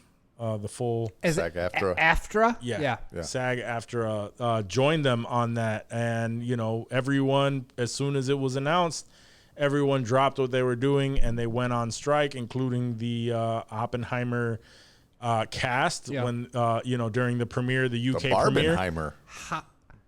What did he say? What did you say? The Barbenheimer cast. The Barbenheimer. Yeah, that's true. That's true. Yo, how So pumped was Cillian Murphy when he got word that they could just bail from that fucking, the opening of Oppenheimer, because they were there to do press and all that shit, and then they got pulled. Once the strike was official, it was whatever time, afternoon in London or wherever they were. And, Cillian, he wants nothing to do with any publicity. There's that video of him, like, pushing the camera out of his face and shit. Like, my man had to be so pumped to just bail from that. It's like, you get to school and for some reason, the snow's really bad and they cancel school and you get sent home. Like, that vibe had to be the same for him. Not for everybody, because I'm sure there were people that were bummed out. But for him, he was super, super stoked that they didn't have to do any of that bullshit and they just got to bail. I don't know Cillian Murphy's. I always have this fucking conversation. Cillian or Cillian? It's Cillian. Cillian. So I don't know Cillian Murphy's personality that much. I would assume from the characters that he plays that he was probably very much happy about this. But I don't know what his personal. I mean, I've never chatted with him, but just from his public, watching interviews with him, he's very private, doesn't want anything to do with publicity or anything like that. He just wouldn't have even been there if he didn't have to. But yeah, he got to bail. He loved it. It's very evident. It's very evident that this was very necessary from, a lot of the things that execs have been saying. Bob Iger came out and said some wild unrealistic expectations. Exactly. Like that it's unrealistic expectations, what they actually want when they're fucking making billions of dollars off of these things, and just to be able to get some residual checks to actually live a decent life, from after writing these fucking movies for you. And I like seeing that the actors are right there for them. Now that it's the writers and the actors, we may see a faster, for sure. We may see some, a faster resolution. Yeah, absolutely. There you go. That's the word. Did you see That's the shit with Sean Gunn? Yes. Yeah. Yes. So I didn't even know that. I mean, obviously we know Sean Gunn is James Gunn's brother, right? And we're always like, James Gunn always throws him into shit. Yeah. I didn't know that he was like kind of a real actor on his own. He wasn't the main character, but he was in 137 or 140 something episodes of Gilmore Girls, and he gets almost nothing from Netflix on residuals for that. It wasn't nothing, but basically it was nothing. And the residuals that he does get is not paid by Netflix at all, but rather paid from the studios themselves. And so that's when he's like, yo, Netflix is raping the culture. And one of the actors from Orange is the New Black, Kimiko Glenn, she showed her statement. And she had a $27 payment from fucking Netflix for their, this. I mean, obviously, Orange is the New Black is not a huge show anymore, but it was one of the first big originals on Netflix, and to like basically get nothing. It's wild. And that's the big basis behind all of this, as far as the writers and the actors go. Like, it's the same thing that's happening in music right now that streaming has taken over everything. The studios are being selfish with those numbers. The studios, the fucking streaming services, Netflix, Hulu, like, they don't want to share the numbers of viewers. Because before they had everything, they had everything mapped out for syndication. And so they knew that if this was syndicated and played on X amount of TVs, they would get X amount of dollars per every time it was played. Right. With streaming now, it's not necessarily syndication. So, and they keep trying to fucking hide that shit in there, and they don't want to tell them like how many times this was played. This very specific, because in all reality, right? We watch, it's just us three, and we watch a ton of shit. Whether we're rewatching it, watch it for the first time, second time, third time, whatever. How much shit do we watch on a day-to-day basis? Now imagine that being worldwide. Yeah. Right? It can't add up to fucking pennies for these people who are acting and fucking who created the fucking show and who actually made this show what it was. And really, these people, and it happens all across the board. You can probably tie it to anything, but if they have the upper hand on that information and they are running the shit, right? And now we're talking about the studios. They're gonna try to find out what their best interest is in this whole thing and try to fuck you over so that they get the majority of that, unless you fucking fight back. So I'm happy. It sucks. We're not gonna get a bunch of our shows and movies that we've been waiting for years already because of COVID. But in the end, like, for everyone over, especially that bullshit that they're talking about, like the first offer that they gave them pretty much included that every background actor or background person, they would have the rights to scan their likeness and image and use it forever in perpetuity. Yeah. In perpetuity. Yeah. So this means that you would get paid for against that and said that that's bullshit. That's not what I'm sure they would. They said that that's not part of what they said. They said that that's impossible because the way that contracts work, that would only work for that specific film. So that basically, it's still fucked up. Don't get me wrong, because the way it typically works, you're a background actor, you're breaking into the industry, right? And so you show up on set and you're there for 15, 25 days or whatever. And you get to meet people and you get to see how movies are made and you get to be a part of that whole thing. And that's how you break in and you make your connections and network while you're waiting for your parts to show up and whatnot, right? Hopefully, fingers crossed for those that are out there. But instead, they want you to show up for one day, scan you, and then they can use your likeness in that movie in perpetuity. So which that is bullshit, they can still you only work one day, you get zero networking opportunities out of that. Right. And then you don't show up anymore. Then that, you get your $300 payment for that day, and then you never come back. And then that movie goes on and grosses $1 billion or whatever, and you get nothing from that forever and ever and ever. That's 100% bullshit. But the idea about the way that they made it seem when they first said it was that they can scan you and then they can just use you in movies move forever and ever. That's the part that the studios are saying no, that's not really how shit works. But regardless, I mean, I think it's just wild that they would even try to offer that as an option, especially when the whole thing with the writers and the actors, the way that the studio executives are trying to push back is like that they've been losing money and that they can't meet the needs. And that's why, Bob Iger's over here saying that these are unrealistic expectations.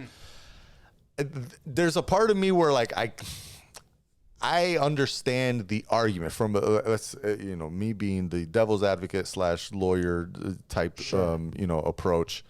I can understand their argument, especially for most of these studios are public companies, and so you can't lose money, right? Like, and this is a constant argument from those of us that are not millionaires and billionaires, poking at millionaires and billionaires, especially people that run companies. One of the Twitter accounts that I follow a lot, fuck you, I quit, right? Homie will post like all of these companies, CEOs that, make millions of dollars. And they're like, listen, if these companies would decide to pay all of their employees at least $25 an hour or something like that, the company would still make $7 billion in profit this year or whatever. I get that. Yeah. So for us, looking at that, it's like, well, that's still a win. Why is that not a win for that company? But if that company, so again, not Johnny's opinion, but just looking at this from that perspective, if that company is currently making $15 billion in profit and they're a publicly traded company, and this year they decide they're only going to make $7 billion in profit because they're paying out all their workers, that $7 billion in profit is going to go down to zero because everyone that's invested in stock in the stock market in those companies will start to sell off their shares because they don't see that being a profitable organization. So that's where I think, Bob Iger's coming from, where, yes, we get it. He's making $27 million a year. It's ridiculous to think that they can't share a little bit of that with the writers and with the actors, and to ensure that, obviously not the mainstream actors, but, these background and, C, D, B, actors are getting their fair share. It's ridiculous to think that, these dudes are saying that they're losing money. They're not actually losing money, but they're losing money in comparison to previous years.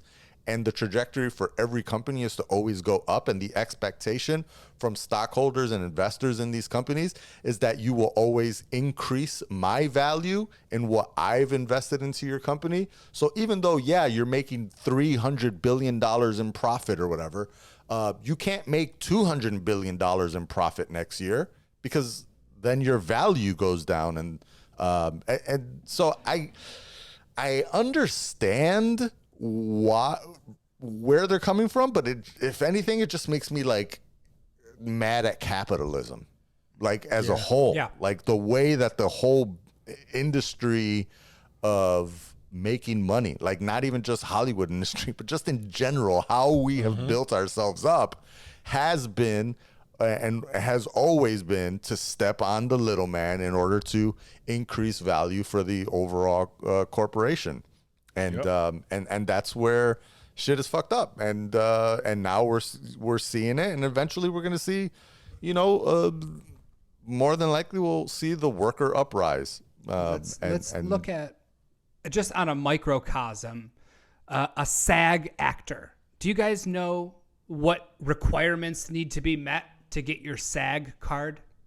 Have you ever looked into that? I don't know exactly, but I do know that my homie what. that was here this weekend has a SAG card, and I was like, what? So, why do you have a SAG card? A performer becomes eligible for membership under one of the following conditions: proof of SAG-AFTRA, SAG or AFTRA covered employment as a principal performer or recording artist in a movie, or proof of 3 days of SAG/AFTRA employment as a background actor. So you're an extra in the background. You might not even have any lines. You're on that film for 3 days. You have your SAG card. Yeah. Now SAG goes on strike and you can't work. You've been doing background work for as long as you can to pay the bills. Now you're not working at all. I don't know who tweeted this. There was a very famous actress that recently tweeted, or it was a thread, 80-something% of SAG members make less than $26,000 a year. 80-something% make less than 20. They're not eligible for health care. They can't fucking act. They're not making any money. Who knows what kind of other skills they have? So they're being starved out. The writers, a staff writer for The Bear, a show that is currently super popular on Hulu, said he gets 0 residuals because it streams directly to Hulu. It's not an FX show. Right. So it's only streaming. So he gets 0 residuals. So they can't work. The SAG actors can't work. And yeah, you have your actors, your Tom Cruises, your fucking George Clooney's that don't need the fucking money. They're standing in solidarity because that's what they have to do. But the majority of the entertainment industry is just being fucking starved while Iger and these other fucking douchebags are. And that was their plan. Yeah, no, for sure. For sure. That was their plan. That's exactly what I was looking at right here that says that the Hollywood studios planned on prolonging this out to like October to guarantee that these people are on their last leg, losing everything before they negotiate again so that they can have the upper hand. You guys saw the Ron Perlman video? Yes. Yeah, I mean, I understand. I've got his back, dude. I totally get what he's saying. He was heated. He reminded me of like Clay, said it's Clay, easy to Clay lose Morrow. your house or some shit like that, right? Easy to lose your life is what it sounded like. He wasn't fucking around. Just as easy as they can lose their stuff. He pretty much said like, we can find out where you live and you could lose your stuff too. Did you guys watch? He's not an A-list actor. That was like Clay Morrow. He's not. I mean, but he's probably... He's a big name, but he's not... I wouldn't call him an A-list actor, but he's not being hurt by this right now. He's probably got money in the bank. He's going to be okay. And a majority of those actors that you're saying... I would say he probably is being hurt. More than your Tom Cruises? Sure. But is he worried about what he's going to eat next month? Probably not. Maybe not next month, but maybe 2 months from now. Maybe next 3 year. months. Could be, yeah. Like, when you start making... he was the lead actor in a couple movies. Lead actor shows. I wouldn't say he was a lead actor in Sons of Anarchy, but he was a major name. I'm sure he got paid pretty well for his role in that. He was an initial draw for and then that, he's got some ups and downs there. Hellboy what I'm saying residuals. Is you go into that, Beauty and the Beast. then now you're paying $25,000 a month in your mortgage for your house. And now you're not making anything, but you got nothing coming in. Like it's funny, right? You make more money and then you spend more money. Mm-hmm. So you could be at a Ron Perlman level and still be kind of in a quote unquote paycheck to paycheck type life. Sure. Just a fat paycheck to paycheck type life. Paycheck. But I remember, even during the pandemic, and this is slightly, off topic, but kind of related. But I remember during the pandemic, seeing an interview with Nicky Jam, which I know Dave has no idea who that is. I think we brought him up one time on the show, but he's a reggaeton singer. And super wealthy dude. He's one of the top guys out there. And he was talking about how like the pandemic is hurting him because he needs these shows because he has like $75,000 a month in bills that he has to pay. Mm-hmm. And I'm like, fuck, bro, that's like wild. Yeah. And yeah, you might be sitting on a couple million, and so maybe you could survive those months for sure. But you're not hurting like these dudes making less than $26K a year is the point. Well, I imagine the people that are making $26,000 a year, that's not their only gig. Like I imagine that's what I was gonna say. Yeah, they're probably working serving or your typical Hollywood jobs, right? Yeah. Wait. So all this made me think, and now I'm legit worried. But has anyone checked up on Frank Grillo? Yo, facts though, because I saw him at the Salvation Army. I'm just saying, man. You don't make that bread. I'm gonna reach out. You better to be Frank. on strike with all. I'm gonna reach out to him on Threads. He's I hurting have a right good now, chance. dog. He's hurting. I have a good chance on Threads to Hit up Frank Grillo. See if we can get him on the pod. figure This out is a what's good going spot on, so. to any of those actors. They're not doing shit. We'll give them $30. Frank, I know you're a listener of the show, bro. Frank. We appreciate you. This is Frank Grillo pod over let me here. know. Let me know. We will we'll get you on the pod. We'll talk. Dave's not co-signing on the Frank Grillo pod. It's tough times. We're striking right now. It's a Frank Grillo pod. Yeah, it's it's not an Angela White pod. Nah. I mean, it is, but they not to be determined. To be determined. Yeah, no, there's a lot. I'm joking, but there's a lot of seriousness to that conversation. Oh, for sure. Hopefully, everything could be resolved much sooner than October. October, yeah. Much sooner than October, Please. bro. Jesus. People Yeah, get their we fucking need heads shit to out get of their filming. asses and listen to these people. Fucking pay these people so everything can just go right back to filming. Deadpool is stop like literally everything. Yeah. Everything that we've been waiting for. Anything worth We're watching super has stopped. Yeah. Let's put it Yep. that way. Well, actually, I did hear. Oh, House of the Dragons. Yeah, because the UK actors have a different. Yeah, there was something set like of laws and originally rules. they said that the UK actors weren't going to be allowed to perform, but then something else came out later that there's like rules on the UK's. I forget what the hell their union is called, but whatever it is, like they're legally not allowed to strike in solidarity, which is fucking crazy. Yeah. Yeah. It's grimy. The aristocracy. You mentioned it earlier, but Barbenheimer. Yeah. the viral Can't believe that's a thing. Yeah, I mean it's a thing, but there's some bullshit behind it. Obviously, so for those of you who aren't aware, for whatever reason, there was this past weekend, right? That they this weekend. This weekend. upcoming Oh, this weekend coming up.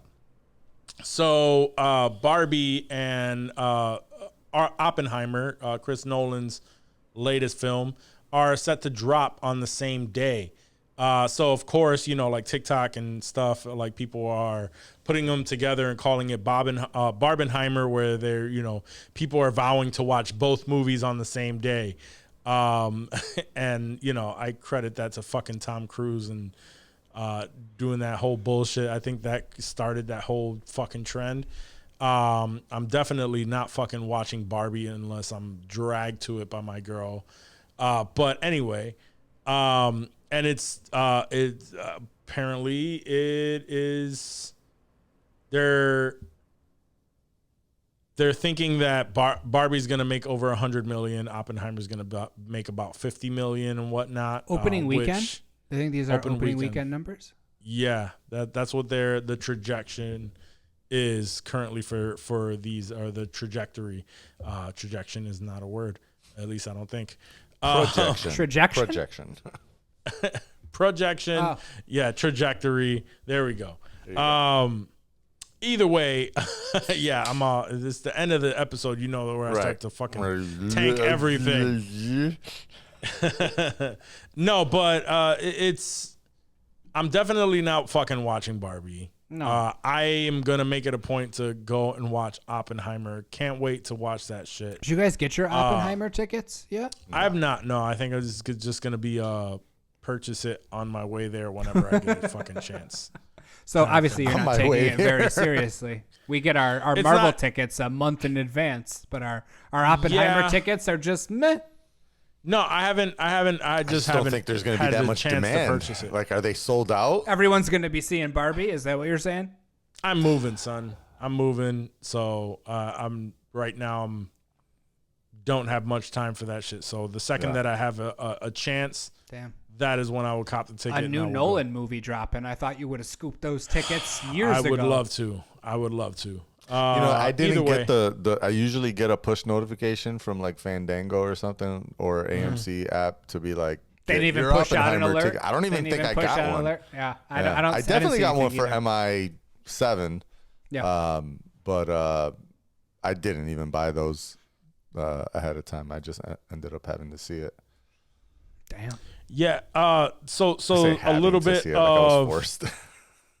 the background on why this is even happening, right? Because Chris Nolan probably would love for this movie to come out with no competition. Granted, Barbie shouldn't be competition, but they are going head to head. And the main reason for it is Chris Nolan vowed to not work with Warner Brothers again after the whole shit happened with Tenet and how they were supposed to drop this in theater and they went ahead, dropped it on streaming, fucked the whole shit over, like without telling them. Pretty much because of all of that and how they handled it, he vowed to not work with Warner Brothers. So for Oppenheimer, he went with Universal Studios.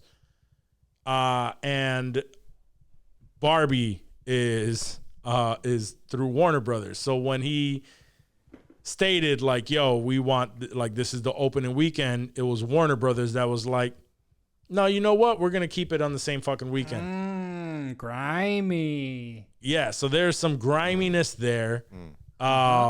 He's definitely salty about it, but he's just not making it a public thing. And then it went, this whole trend came out of the Barbenheimer, and he's got to be fucking livid about that shit, because it's riding on the coattails of Oppenheimer in a way. I know Barbie is a big brand name. Yeah, that shit looks fucking cheesy. There's no way that it should be projecting, being one of the top fucking movies. I mean, it's got that kid element as well. It does. You said last week you can't fight against kid movies, and it's not necessarily a kid movie, but it looks kind of meta. Honestly, I don't know that kids would actually grasp the whole. No, they won't. No, This is a Greta. Remember, it's a Greta Gerwig movie, so it's not going to be your typical Barbie movie. There's a whole agenda behind whatever the fuck this movie is going to be. Yep. And it will be something different. I think Tom Cruise has a better argument against everything because he's tight that, he expected Mission Impossible to be in IMAX theaters, specifically IMAX. So that's their argument, is that he wanted the Mission Impossible to be the IMAX movie for at least 3 weeks, if not 4 weeks. But because Oppenheimer is dropping, specifically the IMAX team is giving preference to Chris Nolan because Chris Nolan is the biggest IMAX supporter. And is using special fucking. He's always used 70 millimeter. Special There's equipment. some sort of special IMAX. He's using the film 70 millimeter right? IMAX.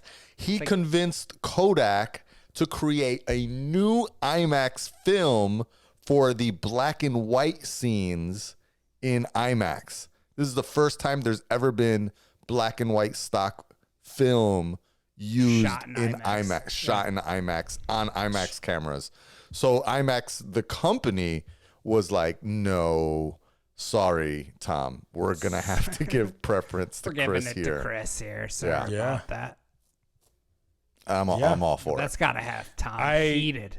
Oh my God, I heard that Tom was himself going to theater executives and trying to advocate for more time for MI-73, whatever it is. Yeah, seven, right? I don't know. 7 or 8, is it? 7? Yeah. It is 7. Oh. Bro, this says that the IMAX 70 millimeter print, all 3 hours and 9 seconds, is 11 miles of film for one They had screening. to change. They had to change some IMAX projector rooms to fit all of that film in there because that's never. The whole thing is in IMAX. Right. I don't think that's ever been done. Top to bottom, IMAX. I mean, obviously there's the IMAX, the shark movies and whatever, the National Geographic type shit that they used to do. only in IMAX, and it's like the only way you could. That was pretty much what IMAX came out for. But as far as like a feature film, or feature length film, or whatever the fuck they call them, these major motion pictures, I don't know that anyone else has done top to bottom filmed in IMAX all the way. I know Chris has been the biggest advocate, and he's done it close to a couple of times, because I feel like the last like Tenet and whatever he did before that, Dunkirk. I feel like I've seen tweeted like the photo of the film in a theater, but this one is the biggest and longest that I've seen. So I think it's like IMAX all the way through, filmed with IMAX cameras top to bottom. And not all IMAX theaters are actual 70 millimeter. Full, yeah. There's IMAX only a handful. Yeah. I know someone through work. She was expressing that her husband is, I think he's like a teacher or something, but for some reason in his past he's worked on film, and he is actually going to be going out of state. I want to say to Pennsylvania or something, to a specific theater, just to run the reel for Oppenheimer. Wow. Because he's one of the few people that actually knows how to do it. So she's like, yeah, we're taking a trip, we're going to be doing this, but yeah, he's like needed to do that. So, and he's getting paid So Dave, for you have one option, and that's in San Francisco proper at the AMC Metreon 16 in IMAX. Ooh, San Francisco. It's about a 45-minute drive. Get some dinner in the city. Might be worth it. Yeah, because that's closer than Sacramento. Yes. That I say would be worth it, son. Yeah. To watch Oppenheimer the way it was meant to be. Send me that. Seen. Put that in the. It's just send that to our chat. That theater. In New York, it's only in New York City, AMC Lincoln Square, which is when I lived in the city, that was the theater I always went to. Fucking up for both IMAX and Dolby. So it doesn't even fucking matter for me. It does not. No. I knew our theater wasn't going to be one of the ones that I had a feeling, but I wasn't sure. I was hoping that Cinemark was on There's that. always some hope. Rochester gets this shit end of everything. Actually, there's only one Cinemark theater in all of the country that has a 70 millimeter, and it's in Dallas. Of course. Quick trip. Yeah, a little hop on a plane. Pop over. I'll see if Frank isn't doing that bad. Frank will fly you out. If he wants He'll hook it up. If he wants to catch this out, fly me out, take me out to dinner, Are actors allowed to go to movies during their strike? I think so. I think they can watch a movie, yeah. If they sneak in, they're not allowed to buy a ticket. Got you. No one's going to remember. Someone else has to buy their ticket. Facts. No one's going to be like, hey, you're Frank Grillo. No, that's not happening. I would. Probably if not. I saw Frank Grillo. Yeah. Yeah, but why? Because of me. I'd be like, sir, why are you wearing eyeliner? Are you Frank Grillo? Yeah. Does he wear eyeliner? 100%. My man has eyeliner on every motherfucking movie he's in, dog. Come on. I always thought it was the other dude who wears the other eyeliner. dude from The Dark Knight, too. Yeah, both of them. Yeah. Both eyeliner wearing ass motherfuckers. Oh, man. I'm sure our listeners know, but I'm just fucking around. They know. Oh, man. Do you guys have anything else to add to this conversation, bro? Not if we want to get out of here at a decent time. Yeah. That is facts. What do we got? Real quick, I do have something quick to add. Nolan, obviously, he's giving a lot of interviews right now and stuff. So he said that he is completely done with superhero movies, as we all know. But he gave a little bit of hope for other fans and said that as for Star Wars, he's willing to leave that possibility open. to jump into a Star Wars-esque movie. Is this Jonathan or Chris? Who said this? Chris Nolan. Chris Nolan. I would fuck with Chris Nolan directed Star Wars flick. super, It would have to be. It would have to be something completely new, where he can take the liberties that Chris Nolan would, and it would absolutely fuck if he did that. But I was having a conversation online with a few of the people that we know, and I felt like if he did characters that are known, like that are loved, he takes enough liberties that, Star Wars fans are the fucking worst. So I think the small changes that we feel like as Chris Nolan fans, that we'd be like, oh yeah, this is an amazing change, I welcome it.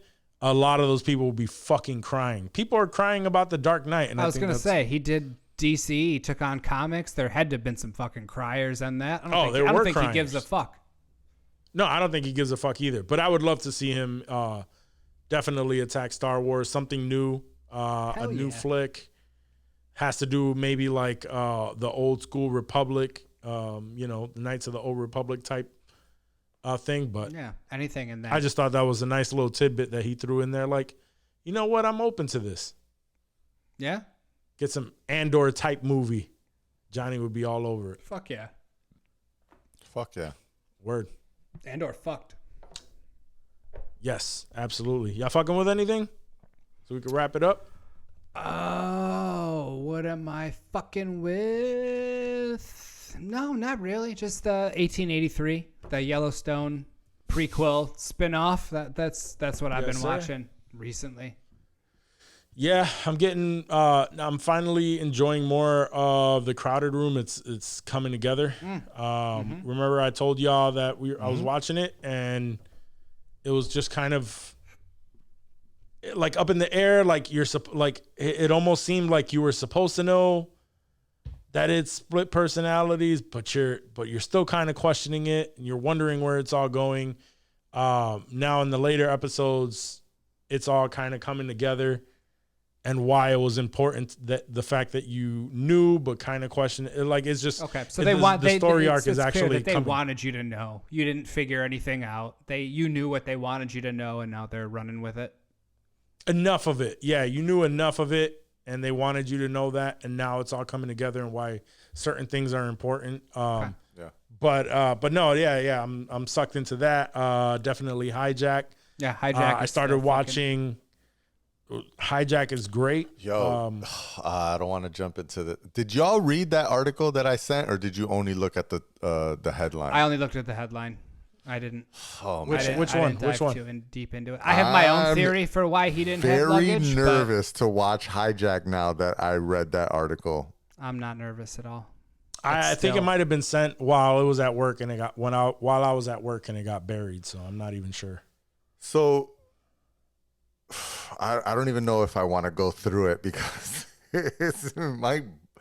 So the headline of the article was that one of the weirdest things about Hijack is the fact that Idris Elba has no luggage throughout the whole time, right? Like, he literally is flying from Dubai to London, doesn't have luggage, doesn't have anything in his pockets, doesn't have anything. Okay, that's fine. I could probably get past that. But as he continues going through like what's wrong with this show, like, my friend sent it to me because he was watching it and he was complaining about the same things. And then he said he looked it up online. He was like, oh, I guess I'm not the only one that thinks this. Sure. And it's basically that Idris Elba doesn't have to do much to convince anyone to do anything. Like, every person he asks for something complies. People are like fawning over him to like get anything done, or like he looks at a dude that's like playing his music too loud, and the guy's like, oh, okay, I'll put it down.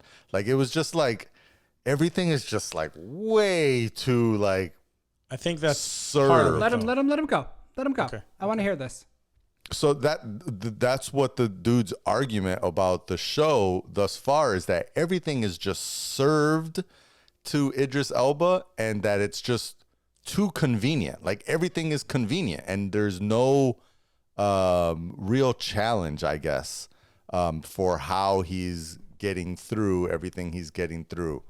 And I want to pull it up because there was a couple of examples that really like, I was like, fuck, like now I'm way more nervous to watch this show. I mean, I still think I'm gonna watch it regardless, because that's I fuck with Idris. I fuck with Apple TV, the Apple TV Plus in general. But let's see here. It's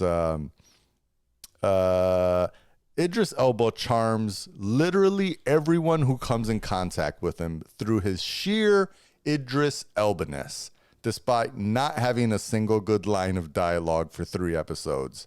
It's believable at first because, it's Idris Elba, but less and less the more that it keeps happening. Like I mentioned, the clicking sound of the phone, the fact that they let a passenger through the gate just because he asked nicely. And then, of course, there's the hijacking, which Idris Elba notices before anyone else through either his always on hyperintelligence or more likely because he didn't even bring a book onto the plane. He notices they're communicating and he notices the ex-military man just by glancing at him and gives him a nod. And then the hijacking happened. And yes, Idris Elba is in control, calming down all the fellow passengers and taking others out of the mutiny. He quietly sends a text. Once you move past the Idris Elba show, it's hard to give a single shit about other people that are on board. And then he keeps on going on because he's literally just dragging the whole show. But yeah, that's that some of those things were, and I like the way that he kind of like starts the article where he's like, Idris Elba's a fucking amazing actor, and we must be living in an alternate timeline that he keeps getting shitty roles in shitty movies. Hold on, and shitty TV shows. This is where hold on, I gotta stop you on this. Right? My man's steaming over here. I'm not steaming. I'm not steaming. My whole thing is you're coming at this from a point of view where you haven't even seen this. This is someone else's 100% opinion, right? I'm just saying this makes me nervous. I'm just saying that on the show, we just have no questions answered when it comes to Idris Elba's character, other than why he's on the plane and where he's trying to go and for what reason, right? And we have a vague idea as to what reason. We have no idea why he is in Dubai. Like, what business does he have there? We have no idea. Isn't he like an insurance risk manager or something like that? He's a negotiator, basically. He's a negotiator. So now I'm confused because I could have swore I saw in the trailer that, some like one of his kids or something was like, "Oh, you have no idea who my dad is." And they made it seem like in the trailer like he was a negotiator. But then my friend told me that he's an insurance risk manager. It sounds like his cover story, but my dude is a badass negotiator that gets himself into some wild shit and negotiates his way out. So from the get-go, you know that this dude is a badass. You don't know why. You don't know the specifics, but you know that he's swinging. It reminds me of Gerard Butler in, what was the the Citizen movie? What was it? Law-abiding citizen. Law-abiding citizen. He reminds me of that character. Like, that's his background. Like, we don't know the specifics of it, but you just don't fuck with this dude. Like he said, we're only 4 episodes in, so we don't know exactly why. But from the get-go, not enough questions have been answered in regards to him. That's why I'm still so enthralled with it, because I need to know these things. But there is just this. It's common knowledge almost when you start watching this show that he knows what the fuck he's doing. He's confident. He's smart. And like I said, he reminds me of that Gerard Butler from law-abiding citizen, where he's just, a complete badass. And I don't know if it's the same type he's a very of position. methodical person. Yes, methodical. And I mean, someone like that, Dubai to London, a 6-hour trip. I mean, you could fly across the country and then back the same day. And really, day what it without just luggage. seems like, so far, he's just manipulating. Would you? You could, if that's something you do on the reg, absolutely. He just knows his way around people. He knows body language. He's definitely someone who knows how to read a room, and that you definitely get that from him, like right off the bat. And I think he's, a lot of the things you're saying, you're not wrong, but I think is just, we don't have the answers. We don't have the answers. The what's going the dude on? Says, it's the part that stuck with me the most. Not an iPad, not a wash bag. It's a 7-hour flight. No headphones, no change of socks. Oh my God! He did buy a Gucci bracelet for his ex-wife that he keeps fondling, but that's the only thing he has on him. Yeah, I mean, that part is not important enough to me to not watch the show. It's more the other stuff, the kind of that things are easily fed to him. That's the thing that I don't agree with that at all. He's in a tough spot. He's working with the people around him. He's not omniscient by any means. Like he gets fucked up. Like he's not unscathed. Like it's not everything doesn't go his way the whole time. If you're a negotiator, you just know how to get certain information from certain people who are not high level fucking, high level anything. These are just people on a fucking plane. And he's asking questions, but he's asking questions in a very specific way. You know what I mean? So it's like, it's not the brightest crew that he's pulling one over on right now. Let's put it that way. So right, exactly. There are so many questions that are unanswered to really like defend or attack what we are seeing. I'm gonna read that. Like, I'm gonna read that article now that we've been talking about it. Just having watched it, at least I know I have some perspective and some context. Yeah. It sounds like a crock of shit, but now I'm interested. Now I want to prove that it's a crock. Now I'm gonna read it. Oh man, yeah. So definitely watch it. It's a good show so far. You hear that, Johnny? Watch it. I mean, it's still on my up next. I still plan to watch it. It was just after hearing 2 negative things in a row, I was like, oof. No. I don't put any stock in that. I started watching Black Mirror finally too. Like the new 2.5. Yeah, I'm 2.5 episodes in. Nice. Nothing crazy that stuck out. So far my favorite is the Aaron Paul episode with Josh Hartnett. That episode was really dope. Just really crazy situations. Again, it's gotten to the point. Black Mirror has gotten to the point where it doesn't feel like something that's so fucking far fetched. It just feels like something that could literally be going on. Now, like the Streamberry episode. Yeah, exactly. Basically, and that's been the biggest premise. That's been the biggest premise is the Streamberry shit. But other than that, guys, really, I think we're good. That's it. MI7 is the only thing I fucked with. Fucking 100% fucked with too. 100%. I think that's might be I gotta watch one of the best Mission Impossibles. Nice. There was so They've many. Just been getting better as they come out, that's man. The thing is, like, I never expect them to, and I literally went into this like, whatever.